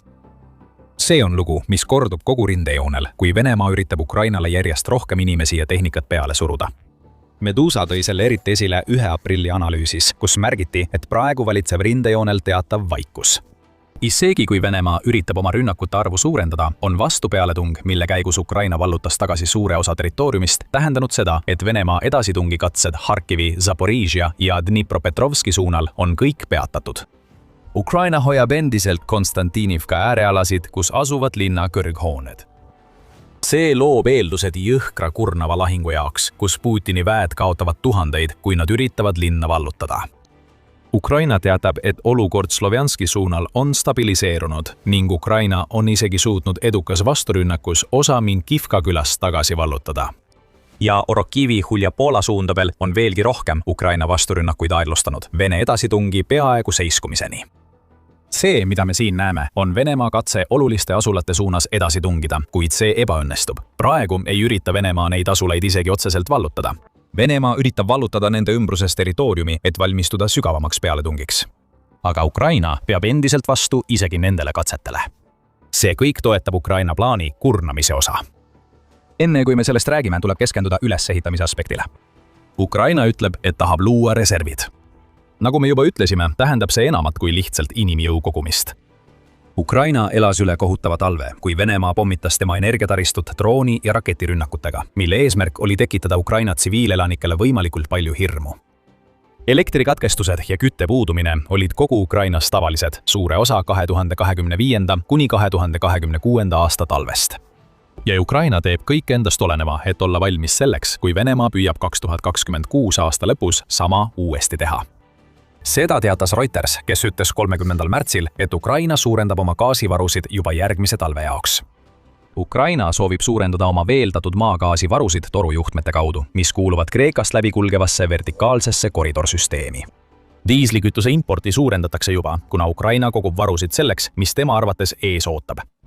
Varud võivad olla mitmel kujul. See näide saab olema üks tähtsamaid Ukraina jaoks, kui ta püüab sõda piisavalt kaua venitada, et tema kurnamisstrateegia tõesti vilja kannaks. Loomulikult on olemas ka sellised varud, mis mõjutavad Ukraina relvajõude kõige otsesemalt, nimelt inimressurss, mida saab vajadusel rindele saata. See on üks osa Ukraina plaanist, mida on üsna keeruline ellu viia. Juba 2025. aasta augustis ütles Sõrski, et Ukraina keskendub lahinguvalmis reservide loomisele. Praegu ütleb Sõrski, et personal on endiselt Ukraina peamine prioriteet. Ukrainas kehtib mobilisatsioon ja Sõrski ütleb, et hindab seni tehtud jõupingutusi 6 või 7-10, mis viitab sellele, et Ukraina võiks paremini hakkama saada. Sõrski tunnistab, et relvajõud peavad looma õiged tingimused, et värvatud ei lahkuks omavoliliselt, nagu ta ütleb. Peamine põhjus omavoliliseks lahkumiseks on soovimatus teenida ja hirm oma elu pärast. Üleminek värbamiskeskustest sõjaväeteenistusse ja väljaõppesse peaks olema võimalikult sujuv ja valutu. Ukraina töötab mobilisatsioonitingimuste parandamise nimel, keskendudes kogu ahelale, alates majutusest kuni väljaõppe ja toitumiseni. Eesmärk näib olevat muuta see protsess võimalikult sujuvaks, mis toob kaasa eeliseid hiljem, kuna Ukraina suudab rohkem värvatud sõdureid teenistuses hoida. Suurem tähelepanu võimaldab luua reservid ja need reservid toetavad kõiki teisi Ukraina plaani aspekte, mille eesmärk on nurjata Venemaa 2026. aasta kampaania. Ja sellega jõuame tagasi kurnatuseni. Venemaa alustas oma kevadrünnakut märtsi alguses. Me nägime juba 2026. aasta alguses, kuidas Ukraina kurnamisstrateegia hakkas vilja kandma. Esimesed 3 kuud 2026 aastast on Venemaa kaotanud 89 000 sõdurit ning praegu käib Venemaa toime tulema umbes 1500 kaotusega päevas. Hea uudis Putini jaoks on see, et see number on väiksem kui umbes 100 000 sõdurit, kelle Venemaa kaotas 2025 aasta novembri ja 2026 aasta jaanuari vahel. Siiski oleme näinud Venemaa kaotuste järsku kasvu pärast kevadründe algust, sealhulgas rekordilist päeva, mil Putin kaotas üle 1700 Vene sõduri 17 märtsil, mis on seni 2026 aasta kõrgeim päevane kaotus. Ja see ongi seni kõige olulisem punkt. Kui Venemaa püüab oma rünnakuid intensiivistada, on Ukraina edukas löögi andmise ja positsioonide hoidmise strateegia võtmetähtsusega, et Venemaa kaotusi veelgi suurendada. Ukraina kaitseminister Mihhailo Fjodorov ütleb, et ta soovib, et Ukraina saavutaks Venemaa vastu igakuise kaotuste arvu 50 000. Ukraina pole veel sinna jõudnud, kuid kui neil õnnestub muuta üle 1700 igapäevase Vene kaotuse tavapäraseks nähtuseks, mis on väga võimalik, kuna Venemaa üritab survestada rohkem kui viimastel kuudel, ei pruugi 50 000 tunduda enam nii hull eesmärk. Lõppude lõpuks teeb 1700 korrutatud 30 päevaga 51 000 kaotust. Isegi kui Ukraina ei saavuta 50 000 kaotuse eesmärki, tähendab Ukraina loodud plaan, et igasugune puudujääk tuleneb pigem sellest, et Venemaa taandub oma kaotuste ulatuse tõttu, mitte sellest, et Ukraina kaitse kokku variseb. Kui Sõrski ütleb, et ta tahab panna Venemaa mängima Ukraina reeglite järgi, siis just seda ta mõtlebki. Rohkem kaotusi, territooriumi vabastamine, kõige olulisemate positsioonide hoidmine, Venemaa vägede hajutamine ja reservide loomine, et Ukraina suudaks võimalikult kaua võidelda. Need kõik kokku moodustavad Ukraina võidutee. Mis puudutab Venemaad, siis tema peamine eesmärk lõpetada sõda, mille Putin alustas üle 4 aasta tagasi. 2026 aasta lõpuks on juba purunenud. Venemaa soovib suurendada oma rünnakute ulatust ja mahtu, mida ta peab võtmetähtsusega Ukraina kaitse murdmiseks. Kõigist suundadest, kuhu Putin tahab tungida, paistab Oroki silma kui kõige olulisem väljaspool Donetski kindlusvööndit. See asula annaks Venemaale tee Dnipro jõe vasakkaldale, mis omakorda võimaldaks rünnakut Zaporižžja linna vastu. Aga selleks, et Oroki vallutada, peab Venemaa alistama Huljapoola. Nagu me varem mainisime, on Ukraina selles piirkonnas vasturünnakuid teinud, põhjustades selle käigus kaotusi. Vene edasitung Orokivile on juba tagasi tõrjutud ja Ukraina plaanib selgelt samas vaimus jätkata. Nii ei pidanud asjad Putini jaoks minema. Rünnakute intensiivistamine pidi tähendama rohkemate alade hõivamist, mitte territooriumi kaotamist tuhandete kaotuste hinnaga. Aga just see toimub praegu Venemaaga. Ja nagu New Voice of Ukraine teatab, on Kreml juba nii ettevaatlik selle suhtes, mida ta lahinguväljal näeb, et Venemaa pealetungi nii varajases faasis on ta juba hakanud oma 2026 aasta eesmärke tagasi tõmbama. Väljaande teatel hakkab vägede puudus seda pealetungi juba lämmatama.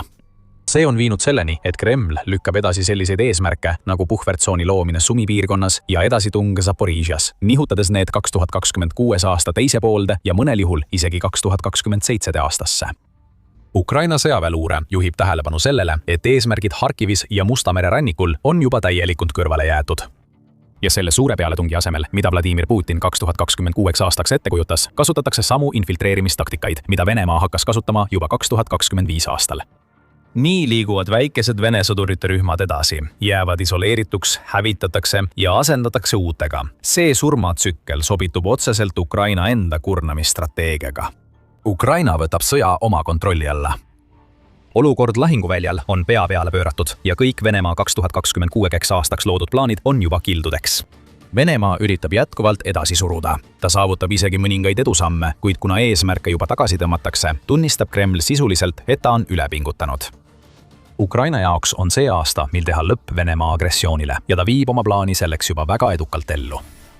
Putin üritas luua narratiivi Venemaa vältimatust võidust Ukrainas. Putin kuulutas igal pool, et Venemaa purustab Ukraina kaitse 2026 aastal. Venemaa juht soovis näidata jõudu, kuid 2026 aasta on näidanud, et tema suured kuulutused olid tegelikult meeleheite-märk. Midagi on Venemaa rindejoonel katki läinud ja paratamatult 2026 aasta võitu ei tule. Ukraina on nüüd sõda võitmas ja eksperdid on selgitanud, miks see nii on. Kõik taandub edusammudele lahinguväljal. Venemaa teeb neid palju vähem ja Ukraina kogub hoogu. Vene poolel näitavad Sõjauuringute Instituudi ehk ISV eksperdid, kellel on vastavad andmed, kui suureks valeks on osutunud Putini väited 2026 aasta võidust. Venemaa tegelikkus on see, et viimase 6 kuu jooksul on tema edusammud Ukrainas oluliselt aeglustunud, kuna Ukraina on rakendanud laastavat kaitset ja ülekaalukat rünnakut, viies Putini poolt peaaegu võidetuks peetud sõja tagasi Venemaa territooriumile. IS-Stavlo vaatleb ajavahemiku oktoobrist 2025 kuni märtsini 2026 oma 31 märtsi hinnangus Venemaa sissetungile Ukrainasse. Starlinki ligipääsu kaotuse ja Kremli katsete taustal piirata Telegrammi, mis mõlemad on rindel kaost põhjustanud, on Putini vägede edusammud aeglustunud. Kõnealuse 6 kuu jooksul hõivas Venemaa 1929,69 ruutkilomeetrit ehk umbes 745 ruutmiili Ukraina territooriumi. See tähendab keskmiselt veidi üle 124 ruutmiili kuus või nagu ISVV ütleb 10,66 ruutkilomeetrit ehk veidi üle 4,1 ruutmiili päevas. Võid küsida, mis siis probleem on? Need arvud näitavad ju ikka, et Venemaa liigub edasi. Sul on õigus, nii see ongi, aga pea meeles seda narratiivi, mida Putin on püüdnud kujundada. 2026 aasta peaks olema see, kui Ukraina kaitse lõpuks kokku variseb. Kui me aga võrdleme neid edusamme sellega, mida Venemaa saavutas aasta varem, hakkame nägema selle konkreetse narratiivi auke. IS-Tuhu eksperdid võrdlesid 2026 aasta märtsiks uue kuu andmeid sama perioodiga 2024 aasta oktoobrist kuni 2025 aasta märtsini. Nad avastasid, et Venemaa väed suutsid selle perioodi jooksul vallutada 2716,57 ruutkilomeetrit ehk peaaegu 1049 ruutmiili Ukrainast. See teeb peaaegu 175 ruutmiili kuus, mis on 14,9 ruutkilomeetrit ehk 5,75 ruutmiili päevas. Ma arvan, et hakkate siin probleemi nägema. Venemaa peaks justkui olema Ukraina murdmise äärel, kuid tema lahinguvälja saavutused räägivad hoopis teistsugust lugu. Tegelikult näeme siin, et viimased 6 kuud on olnud Venemaa jaoks enneolematu läbikukkumine. Oktoobrist 2025 kuni märtsini 2026 on Venemaa vallutanud 300 ruutmiili vähem kui sama perioodi jooksul oktoobrist 2024 kuni märtsini 2025. Seda hoolimata sellest, et Venemaa saadab Ukrainasse rohkem maadroone kui kunagi varem, sealhulgas 24. märtsi rünnak, milles kasutati peaaegu 1000 drooni. Selliseid rünnakuid suurendati talve jooksul, kui Venemaa püüdis avaldada survet Ukraina vägedele, hirmutades riigi kodanikke elektri- ja küttekaotusega. Ükski neist strateegiatest pole toiminud. Kaugel sellest, et Venemaa lakkamatute rünnakute tõttu oleks Ukraina lõplikult alistatud, seisab Ukraina kindlalt vastu ning tekitab aeglasemate Vene edasitungide tagalas probleeme, mis panevad Putini pead kratsima. Nendest probleemidest räägime varsti, kuid praegu viib see kõik Ukraina sõjas pöördepunktini. Ja et olukord Venemaa jaoks veelgi hullem oleks, on märts kaasa toonud kevadpealetungi alguse, mis pidi Ukraina jaoks kõik lõpetama. Ja siiski on edusammud palju väiksemad kui veel aasta tagasi. Me näeme, kui väga Venemaa üritab jätta muljet, nagu ta suruks taas numbritega peale. Nii The Kiev Independent kui ka RBC Ukraine on teatanud, et Venemaa suurendas märtsis oma rünnakute arvu. Esimene neist teatas 23. märtsil, et Ukraina relvajõudude ülemjuhataja Oleksandr Sõrskõi kinnitas, et Venemaa maismaajõud alustasid 4 päeva jooksul enne artikli avaldamist 600 rünnakut. See ei läinud Venemaal hästi. Need 600 rünnakut tõrjuti sama edukalt, nagu oleme näinud Ukrainal viimase 6 kuu jooksul, mida ISW kajastab, ning Venemaa kaotused olid tohutud. Putin saatis nendele rünnakutele 10 000 sõdureid ning nende 4 päeva jooksul sai Venemaa 6090 kaotust, ütleb Sõrskõi. Võttes arvesse kogu nädalat kuni 23. märtsini kaotas Venemaa 8710 jalaväelast, kuid praktiliselt ei saavutanud midagi. Tänu Ukraina vägede professionaalsetele ja koordineeritud tegevustele on vaenlase pealetungioperatsioonid mitmel rindel peatatud, teatas Sõrskõi tol ajal. RBC Ukraina raport toob esile, kui ebarealistlikuks on muutunud Venemaa eesmärgid, kuna nende pealetungid on takerdunud ja saavutusi on vähem. Väljaanne märgib, et Donetski kindlusvöönd, kuhu kuuluvad ka võtmelinnad Slovjansk ja Kramatorsk, peaks olema Kremli sihtmärkide seas. Nendesse linnadesse jõudmiseks peab Venemaa hõivama veel ühe osa kindlusvööndist, Konstantinivka. Vladimir Putin on seadnud Venemaa vägedele selle konkreetse ülesande täitmiseks tähtajaks 25. aprilli ning ta ütleb, et kogu Donetsk peaks olema Venemaa käes hiljemalt 2026 aastaks. Need on täiesti absurdsed nõudmised. Venemaal kulus 21 kuud, et saavutada mingisugunegi läbimurre Donetsk linnas Pokrovskis ning seejärel veel mitu kuud enne, kui nad said õigustatult väita, et on linna vallutanud. Pokrovsk on väiksem kui paljud suuremad linnad kindlusvööndis, kuid Putin näib arvavat, et vöönd langeb järgmise 9 kuu jooksul. Kuidas? Venemaa liigub edasi aeglasemalt kui aasta tagasi, kuid Putin arvab kuidagi, et asjad hakkavad imekombel kiirenema, isegi kui tema armee kaotab rohkem sõdureid kui ühelgi teisel hetkel 2026 aastal. Kui siin on mingigi loogika, siis meie seda ei leia. Me näeme meeleheitlikke nõudmisi Vene presidendilt, kes teab, et väidetavalt vältimatu Ukraina kokkuvarisemine on kaugel sellest reaalsusest, mida lahinguväljal näidatakse. Edenemain on nende nõudmiste jaoks liiga aeglane.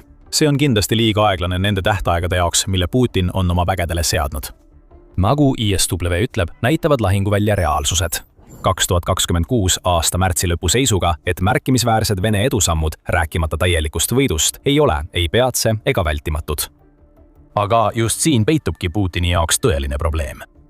Kuna tema väed on kogu Ukrainas aeglustunud teosammule, peavad nad tegelema ka tõsiasjaga, et nad on kaotanud territooriumi lahinguvälja ühes võtmeosas. Ukraina lõunaosas, kus Venemaa veetis suure osa 2025 aasta lõpust territooriumi hõivates eesmärgiga luua puhvertsoon, et kaitsta oma pealetungi Donetskis 2026 aastal, on Venemaa hakanud maad kaotama. 31. märtsil avaldas Serski, et Ukraina edukas lõunaoffensiiv on Venemaa kevadised plaanid segi paisanud. Me näeme seda praegu aeglases edenemises ja tohututes kaotustes. Ukrainal on seni õnnestunud vabastada Oleksandrivka piirkonnas 480 ruutkilomeetrit ehk umbes 185 ruutmiili territooriumi ning võib-olla tuleb veelgi juurde. See, mida me siin näeme, on veelgi rohkem Venemaa kaotusi, mis lisanduvad nendele, mida Venemaa on viimastel kuudel juba kogenud. Need viimased edusammud ületavad näitajaid, mida nähti Dobropilia vastupealetungi ajal, mille kohta UNN teatab, et Ukraina võttis Venemaalt tagasi umbes 430 ruutkilomeetrit ehk umbes 166 ruutmiili territooriumi.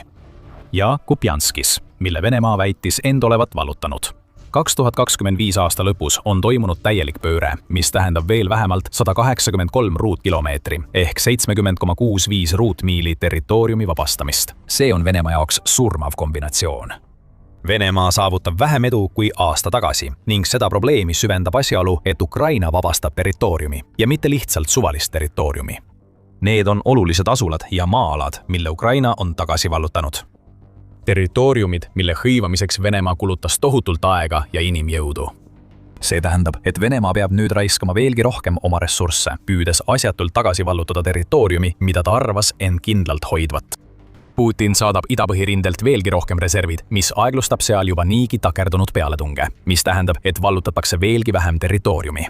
Nüüd on tekkinud Venemaa läbikukkumiste tsükkel, kuna Putini väed on hajutatud, samal ajal kui Ukraina jätkab lahinguväljal hoogu kogumist.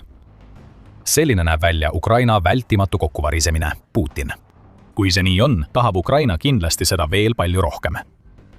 Tuleme tagasi nende ambitsioonikate Kremli eesmärkide juurde, mida mainisime. Kas on mingit võimalust, et meid saavutatakse? ISVV eksperdid ütlevad, et ei ole. Venemaa on sunnitud pöörduma varjatud mobilisatsioonimeetmete poole lihtsalt selleks, et säilitada aeglasem pealetungi tempo, mida me näeme, kuna üha rohkem tema sõdureid hävitatakse Ukraina kaitse poolt. Rjazanis allkirjastati 20. märtsil määrus, mis nõuab, et 150-500 töötajaga ettevõtted valiksid 2-5 oma töötaja seast inimesed, kes peavad sõlmima lepingu Vene sõjaväega. See on hullumeelsus ja meeleheide, mis teevad koostööd, et sundida sõdureid väidetavalt vabatahtliku armeesse. Ja see toimub sellepärast, et Putin teab, et Venemaa ei suuda isegi ligilähedaselt täita neid eesmärke, mille ta on oma sõduritele seadnud. Kuidas see saakski? Kreml sunnib inimesi töökohtadelt lahkuma, et nad sõdima läheksid, mis on kindel märk sellest, et vabatahtlike voog, mis on võimaldanud Venemaal Ukrainas nii kaugele jõuda, on hääbumas. Me näeme Venemaa saavutuste kokkuvarisemist reaalajas. Küsimus on, kuidas see kõik juhtus? Just sellest me järgmisena räägimegi, aga enne seda kiire meeldetuletus, et te vaatate sõjasaadet. Me tuume teieni kogu pildi, mitte ainult pealkirjad. Kui soovite olla kursis kõige olulisemaga, siis kindlasti tellige meie kanal. Mis siis juhtus, et Venemaa aeglustus? Ukraina vasturünnak, millest me juba rääkisime, on selles mänginud väga suurt rolli.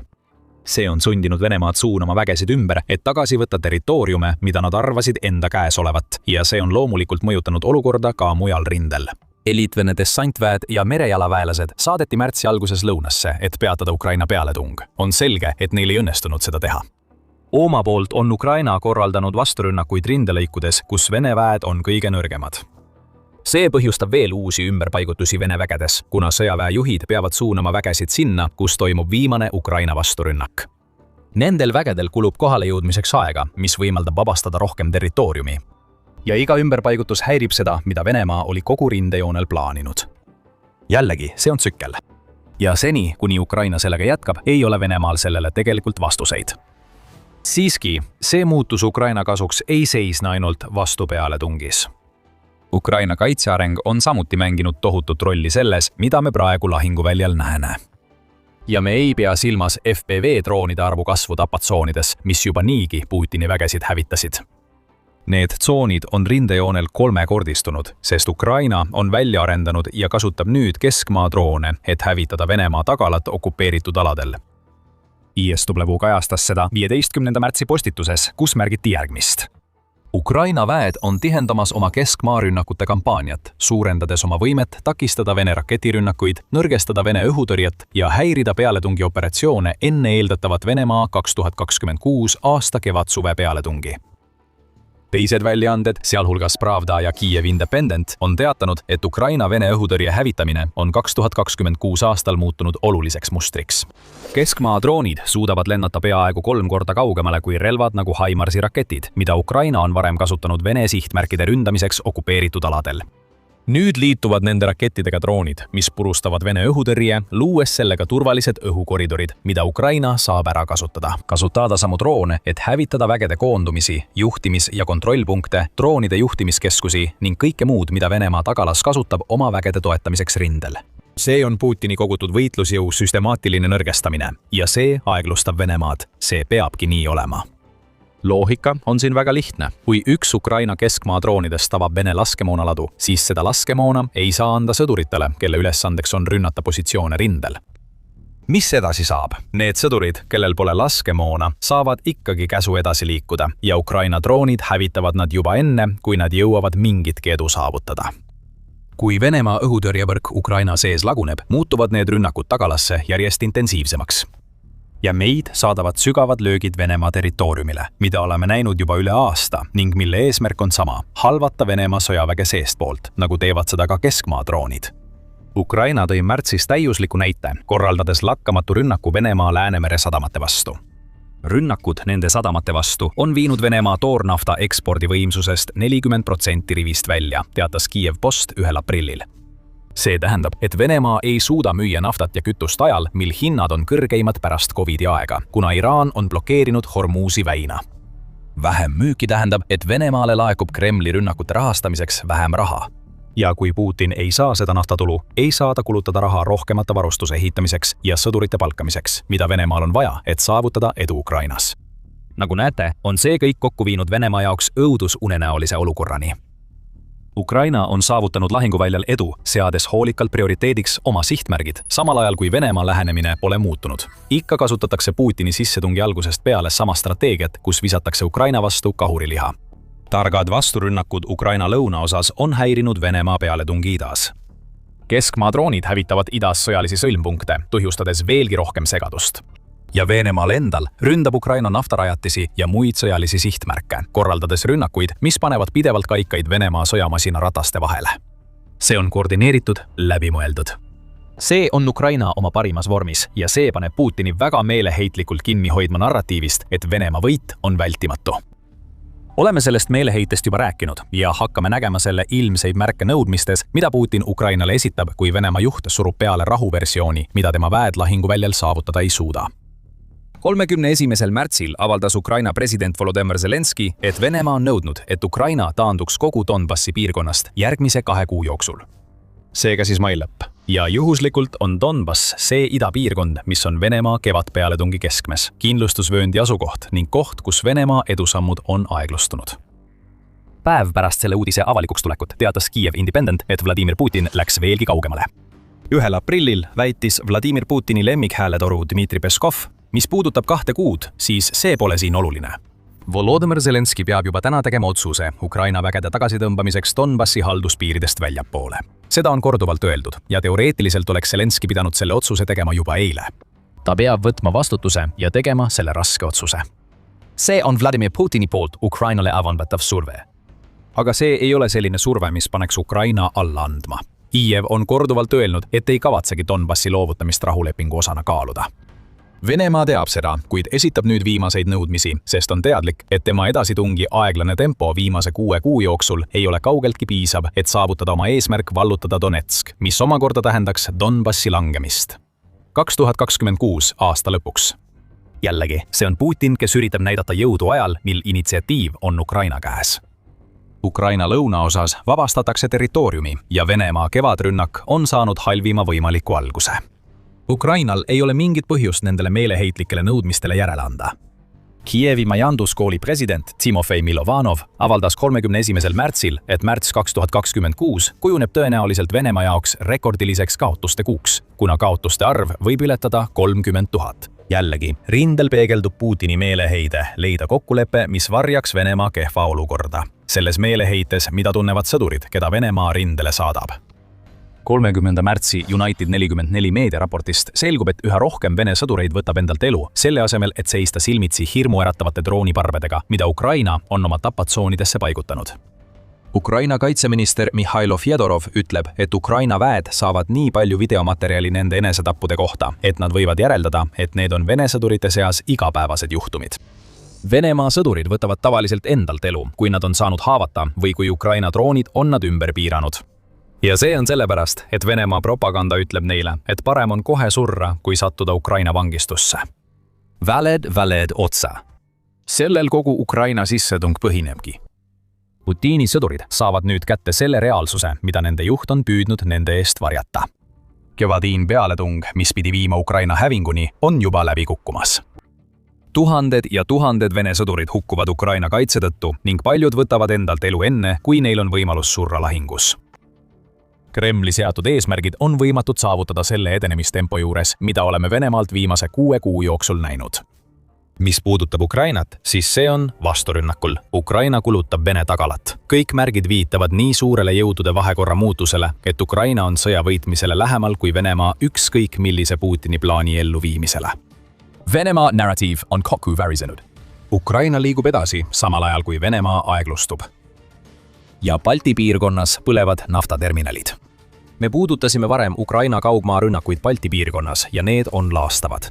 Putini jaoks pidi 2026 aasta kevad olema suure pealetungi algus, mis oleks talle lõpuks võimaldanud väita, et tema niinimetatud sõjaline erioperatsioon oli edukas. Aga asjad ei lähe nii. Ukraina vastupealetung purustab Vene vägesid. Putinis sõda variseb kokku pärast seda, kui Ukraina pimestas Vene armee ja viis läbi tohutu manöövri, mida keegi ei osanud oodata. See on vabastamine, see on devenestamine. Ja see on viinud selleni, et Ukraina purustab igal pool rekordeid. Alustades suurimast Ukraina territooriumi vabastamisest, mida oleme näinud alates 2023 aasta vastupealetungist. 2026 aasta esimese 2 kuu jooksul on Ukraina suutnud tagasi vallutada muljetavaldavad 100 ruutmiili oma territooriumist, millest suur osa asub Zaporižžja piirkonnas, samuti teistes riigi lõunapiirkondades Venemaa käest. Seda kinnitab United 24 meedia, kes ütleb, et nii suure territooriumi derussifitseerimine tähendab mitte ainult suurimat maa-ala, mille Ukraina on alates 2023 aastast vabastanud, vaid ka esimest korda pärast tolle aasta vastupealetungi, kui Ukraina on suutnud võita rohkem territooriumi, kui on kaotanud Putini vägedele. See tähistab olulist muutust Ukraina sõjas ja selle lahinguvälja dünaamikas, näidates, et esimest korda peaaegu 3 aasta jooksul on Ukraina lõpuks rindel hoo sisse saanud. Vene vägede aeglane pealetung on peatatud enamikus rindelõikudes ning Ukraina on kasutanud oma uut positsiooni, et tungida tagasi territooriumile, mida Putin pidas turvaliseks. See edasitung on saanud märkimisväärset abi SpaceXilt ja Elon Muski otsusest lõpuks katkestada Venemaa ligipääs Starlinki võrgule, millele Venemaa oli varem saanud ligi ebaseaduslike terminalide kaudu, mida ta oma sõduritele andis. Mõned väidavad, et see samm oli juba ammu oodatud. SpaceX lõi Ukraina Starlinki terminalidele lubatud nimekirja, mis samal ajal toimis automaatse väljalülitusena ebaseaduslikele Vene terminalidele, mida Ukrainas kasutati. Tulemuseks oli kaos kogu Vene rindejoonel. Ja just siin hakkasid asjad Ukraina kasuks pöörduma. Ukraina pealetungi Zaporižžjas vallandas täielik sidekatkestus, mis järgnes Starlinki sulgemisele. Hetkega ei saanud Vene infiltraatorid, kes olid hiilinud Ukraina territooriumile ja varjunud sinna, oodates täiendusi, enam mingit teavet. Isoleerituna ja teadmata, mis toimub, on neid infiltraatoreid Ukraina otsingu- ja hävitusüksused ükshaaval kõrvaldanud, mis omakorda on sundinud Putini niigi nõrka kontrolli Ukraina lõunaalade üle veelgi lõdvenema. Venemaa on endiselt väga nõrgas olukorras oma juhtimis- ja kontrollisüsteemide osas, isegi kui ta meeleheitlikult otsib alternatiive suletud Starlinki terminalidele, mida ta enam kasutada ei saa. See ei saanud Putini jaoks tulla halvemal ajal. Nagu ta on teinud viimastel aastatel, valmistusid Putin ja tema Kremli kaaslased kevadiseks pealetungiks, mis tõenäoliselt venib sügavale suvesse ja võib-olla isegi sügisesse. Selle pealetungi eesmärgideks olid kindlustusvööndi ründamine Donetskis ja uute alade hõivamine Ukraina lõunaosas. Kuid kuna Ukraina väed jätkavad oma edasiliikumist, on Kreml sunnitud neid eesmärke ümber hindama, sest Venemaa väed on sattunud ootamatud kaitseseisundisse, mis on täielik vastand sellele, mida nad sel kevadel pidid tegema. United 24 teatel on mitte keegi muu kui Ukraina president Volodõmõr Zelenskõi öelnud, et vastupealetung, mis toob Ukrainale tohutuid tulemusi, oli spetsiaalselt kavandatud selle kevadise pealetungi nurjamiseks. Ja isegi kui Venemaa üritab koondada vägesid oluliste sihtmärkide, näiteks Julia Polja asula lähedale, peab ta seda tegema pärast 2 kuud pidevaid kaotusi, mis on kõik plaanid nurjanud. Kõik Kremli plaanid olid rusudes. See kevad pidi olema see, mis sillutab Venemaale võidu.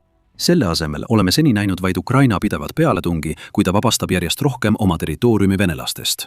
See, mis algas kohaliku vasturünnakuna, mille vallandas Venemaa Stalini kaotus, on nüüdseks kujunenud millekski palju enamaks. Isegi kui Ukrainas talvine ilm selgineb, mis oleks pidanud looma tingimused Venemaa soovitud pealetungiks, on endiselt Ukraina see, kes edeneb, kaitstes end edukalt Putini koondatud vägede vastu. See ei pidanud Venemaa jaoks nii minema. Putin tahtis veeta talve, pommitades Ukraina energiataristut maatasa, lootuses sundida neid varakult alistuma. See strateegia ebaõnnestus. Ukraina pidas õhurünnakutele vastu ja tuli sellest välja tugevamana, kui Venemaa oleks osanud oodata talvel, mil Ukraina oleks pidanud kokku varisema. Ja kui ilm selgineb, on derussifitseerimine jätkunud. Vene sõjablogijad kaotavad praegu mõistuse. See on Ameerika Sõjauuringute Instituudi ehk ISW andmetel, kes teatas sellest oma 25. märtsi hinnangus Putini sissetungile.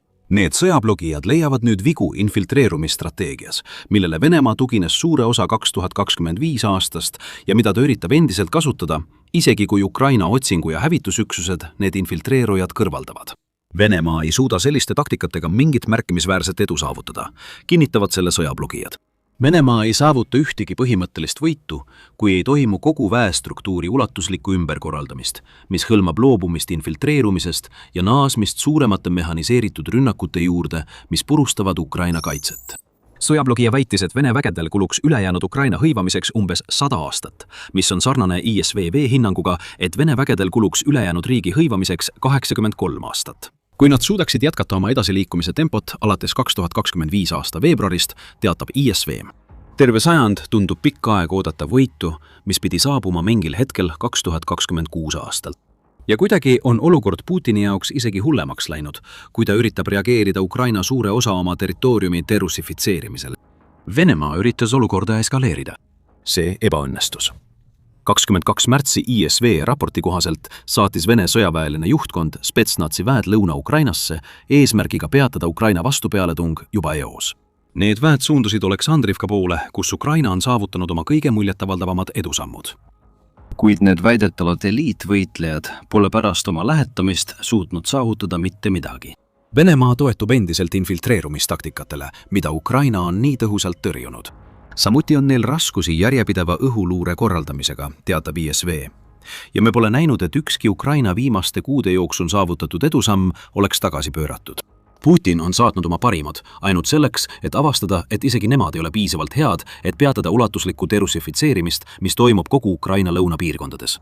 Aga siin muutuvad asjad Putini jaoks tõeliselt tõsiseks. Isegi kui ta näeb, kuidas tema kaitse lõunas kokku variseb, on Putin mees, kes jääb plaani juurde, ükskõik kui naeruväärseks ega pole muutunud. Just nii ta käitus ka kevadründe puhul, kui ta käskis oma juba nõrgestatud vägedel rünnata Ukraina kaitseliine, isegi kui nad lõunas maad kaotavad. Donetsk on endiselt peamine sihtmärk, kuigi Zaporižja ei jää palju maha. Ja Venemaa katsed nendes suundades edasi tungida toovad kaasa veelgi rohkemate rekordite purunemise. Nõrgestatud Vene vägede seas registreeritakse nüüd väga suuri kaotusi. Ja need kaotused kasvavad nii kiiresti, et nii Zelenskõi kui ka Ukraina relvajõudude ülemjuhataja kindral Oleksandr Sõrski väidavad, et Venemaa värbamispingutused ei ole piisavalt tugevad, et kaotusi tasa teha. Me mainisime just veel ühe rekordi purunemist. 19. märtsil teatas Telegraph, et Venemaa kaotas 2 päeva tagasi 1710 sõdurit, mis on seni suurim ühe päeva kaotuste arv, mida Venemaa on 2026 aastal kogenud. Ukraina mehitamata süsteemide väed mängisid selles saavutuses suurt rolli, kuna nad kõrvaldasid umbes 1,5 päevaga 900 Putini käsilast, lisab väljaanne. Putini jaoks laastavalt on need tohutud kaotused kindel märk Ukrainale, et kevadine pealetung on ametlikult alanud. Venemaa ei hõiva suuri territooriume ega rakenda uut strateegiat, mida Ukraina poleks osanud oodata. Venemaa saadab lihtsalt rohkem oma kahuriliha lihaveskisse kui viimastel kuudel. Ja Ukraina hävitab rõõmuga neid Vene sõdureid ning sülitab nende moonutatud jäänused otse Putini näkku tagasi. See ongi kõik, mis Venemaal on. Inimjõule keskenduv strateegia, kus ta ohverdab sõdureid tühiste saavutuste nimel. Selle strateegia vastu seisab Ukraina oma, mis keskendub sihipärastele ja intelligentsetele käikudele Venemaa nõrkade sisse kaevunud vägede vastu. Ukraina saab rohkem vastu, kui ise panustab, samal ajal kui Venemaa kaotab sõdureid massiliselt, saamata praktiliselt mingit tegelikku kasu. See pole nii, et see rekordiline päev oleks olnud Putini vägede jaoks ühekordne juhus. Nüüd algab Putini vägede jaoks kurnamissõda pärast seda, kui Ukraina veetis viimased 2 kuud neid tagasi surudes ja Venemaa reserve hävitades. Teise IS Tüble raporti kohaselt, mis pärineb 23. märtsist, kaotas Venemaa 4 päeva jooksul 17. märtsist kuni 20. märtsini 6090 sõdurit. See tähendab keskmist kaotuste arvu 1520 meest päevas. Ja sellele järgnes nädal, mis algas 17. märtsil, mil Ukraina põhjustas Venemaale 8710 kaotust. See ei ole Venemaa jaoks jätkusuutlik, kuid see on kevadpealetungi reaalsus. Ukraina derussifitseerimise kampaania oma territooriumi lõunapiirkondades on olnud märkimisväärselt tõhus. Siiski üritab Venemaa vastata nii lahinguväljal kui ka sellele Starlinki sulgemisele, millest me varem rääkisime. Putin loodab, et see muudab kõike, kuid tal ei ole õigus. Enne kui me sellesse süveneme, just sellepärast me seda sõjasaadet teemegi, et selgitada, kuidas jõud tegelikult lahinguväljal liigub. Kui soovid rohkem näha, siis ära unusta kanalit tellida. Nüüd, kuidas Venemaa üritab vastata? Starlinki osas üritab Venemaa luua omaenda versiooni satelliidisüsteemist, mille SpaceX on nende käest ära võtnud. Ida-uuringute keskuse 24. märtsi raporti kohaselt viis eelmisel päeval Vene Sojuz 21B kanderakett orbiidile 16 satelliiti, mis saavad olema osa Rasveti madalorbiidilisest lairiba sidevõrgust, mida Venemaa üritab luua. Järgnevatel aastatel lastakse orbiidile sadu selliseid satelliite, ütleb büroo 1440, mis on selle süsteemi taga olev ettevõte. Kuid see algatus on olnud arenduses alates 2020 aastast ning isegi 100 satelliidid, rääkimata neist 16-st, mille Venemaa just kosmosesse saatis, ei ole võrreldavad sellega, mida Starlink Vene vägedele pakkus. SpaceX satelliidivõrgustik koosneb enam kui 10 000 seadmest, pakkudes ülemaailmset katvust. Venemaa võib väita, et tal on vaja katvust ainult Ukraina territooriumi kohal, kuid siin näeme me nõrka katset jäljendada sidesüsteemi, mis on igas mõttes sellest algelisest Vene versioonist tunduvalt parem. Siiski on Venemaa jaoks mõned satelliidid paremad kui üldse mitte ühtegi. Need ei aita asjaolu vastu, et Kreml keelab Telegrami kasutamise rindel, mis ainult süvendab sideprobleemi, mille Starlinki kaotus tekitas. Aga need satelliidid on olemas, pakkudes internetiühendust Vene sõduritele, kes ei saa seda kasutada nii, nagu neil vaja oleks, kui nad tahavad, et Venemaa kevadrünnak õnnestub. Venemaa püüab samuti proovile panna Ukraina saavutusi. Kuna Ukraina jätkab edasiliikumist sellele hoogule tuginedes, mille ta on saavutanud alates jaanuari lõpust, teatab New York Times, et Venemaa koondab vägesid kohtadesse, mida ta peab kevad- ja suverünnaku jaoks võtmetähtsusega. See sisaldab kommentaare Ukraina komandöörilt Zaporižjas kolonelleitnant Vitali Kertsakilt, kes ütleb, nad koonduvad nendesse kohtadesse ja tahavad meid taas survestada. Tundub, et Putini eesmärk on tagasi vallutada need alad, mille Venemaa just kaotas Ukraina ulatuslike vabastamiste käigus, võimaldades neil taas venestada seda, mis just äsja Venest vabastati. Ja me näeme midagi sarnast juhtumas Huliopola suunal, mida me varem mainisime. See on piirkond, kuhu Venemaa koondab oma vägesid. Need väed ründavad nüüd suuremas mahus kui ühelgi teisel hetkel 2026 aastal. Soirski kinnitas seda, öeldes 15. märtsil, et pealetungioperatsioonide intensiivsus Huljapolia piirkonnas on märkimisväärselt kõrgem kui teistes sektorites. Pravda kinnitas samuti neid kommentaare, märkides, et pealetungi tegevuste intensiivsus just selles suunas on kõrgem kui ükskõik kus mujal rindejoonel. Huljapolja asub Zaporižja oblastis, seega on selge, mida Venemaa siin üritab saavutada, arvestades, kus enamik Ukraina vasturünnakuid on veebruaris ja märtsis aset leidnud. RBC Ukrain lisab, et märtsi esimesel 10 päeval korraldasid Venemaa väed 1400 rünnakut.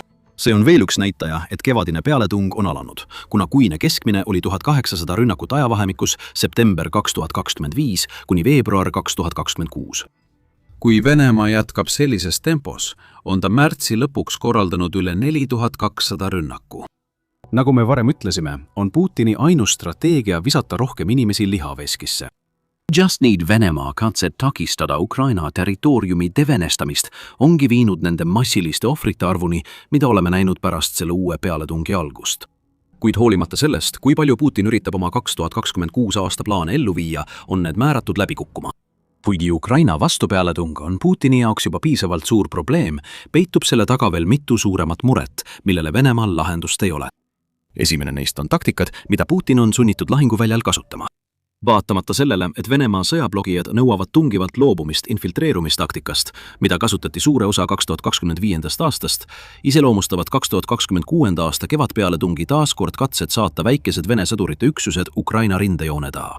Venemaa peab seda lähenemist kasutama, sest Ukraina on lahinguvälja täitnud nii paljude FPV droonidega, et tankide ja soomukitega soomusrünnakud on suurel osal rindejoonest välistatud. Need aeglaselt liikuvad sõidukid on Ukraina droonioperaatoritele lihtsaks sihtmärgiks ning Venemaa peab juba niigi toime tulema sellega, et on kaotanud üle 11 800 tanki ja 38 800 soomukki, nagu teatab Ukraina rahandusministeerium. Putini vägedel oli juba varustus otsa saamas ning veelgi rohkemate droonide ilmudes on järelejäänu kasutamine mõttetu ettevõtmine. Infiltratsioon võib töötada selles mõttes, et see tekitab segadust lahinguliinide taga. Kuid kui Venemaa soovib 2026 aastal mingitki olulist edu saavutada, peab ta lahingusse tooma ka soomustehnikat. Vaid käputäis sõdureid, kes hiilivad halvasti kaitstud peidukohtadesse rindejoone taha, ei vii kaugele. Just seda taktikat on Ukraina oma vastupealetungis nii edukalt pea peale pööranud.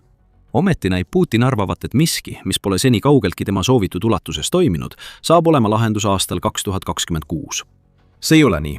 Ukraina hoolitseb selle eest ja ta teeb seda, kasutades veelgi rohkem FPV droone. Neid droone, mida me hetk tagasi mainisime. Nagu Kiievi sõltumatu 24. detsembril teatas, olid Ukraina relvajõud teel selle poole, et saada 2025 aasta lõpuks kokku 3 miljonit FPV drooni. See annab aimu sellest, kui suur on FPV droonide armee, mille Ukraina on kogunud, et tulla toime Venemaa edasitungi katsetega. Ja see ei hõlma kaugmaa droone, mida Ukraina kasutab Venemaa ründamiseks, ega ka keskmaa droone, mille ta on oma arsenali lisanud, et rünnata Vene tagalat okupeeritud aladel. See FPV droonide armee on kasutatud surmavate tapmistsoonide loomiseks üle kogu rindejoone, eriti piirkondades, mida Venemaa soovib oma kevadkampaaniaga sihikule võtta.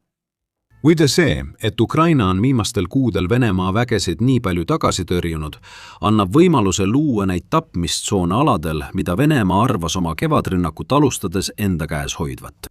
Sellega, mida Ukraina nende FPV droonidega teeb, survestab ta Putinit seoses infiltratsioonistrateegiaga, mida viimane plaanib kasutada 2026 aastal.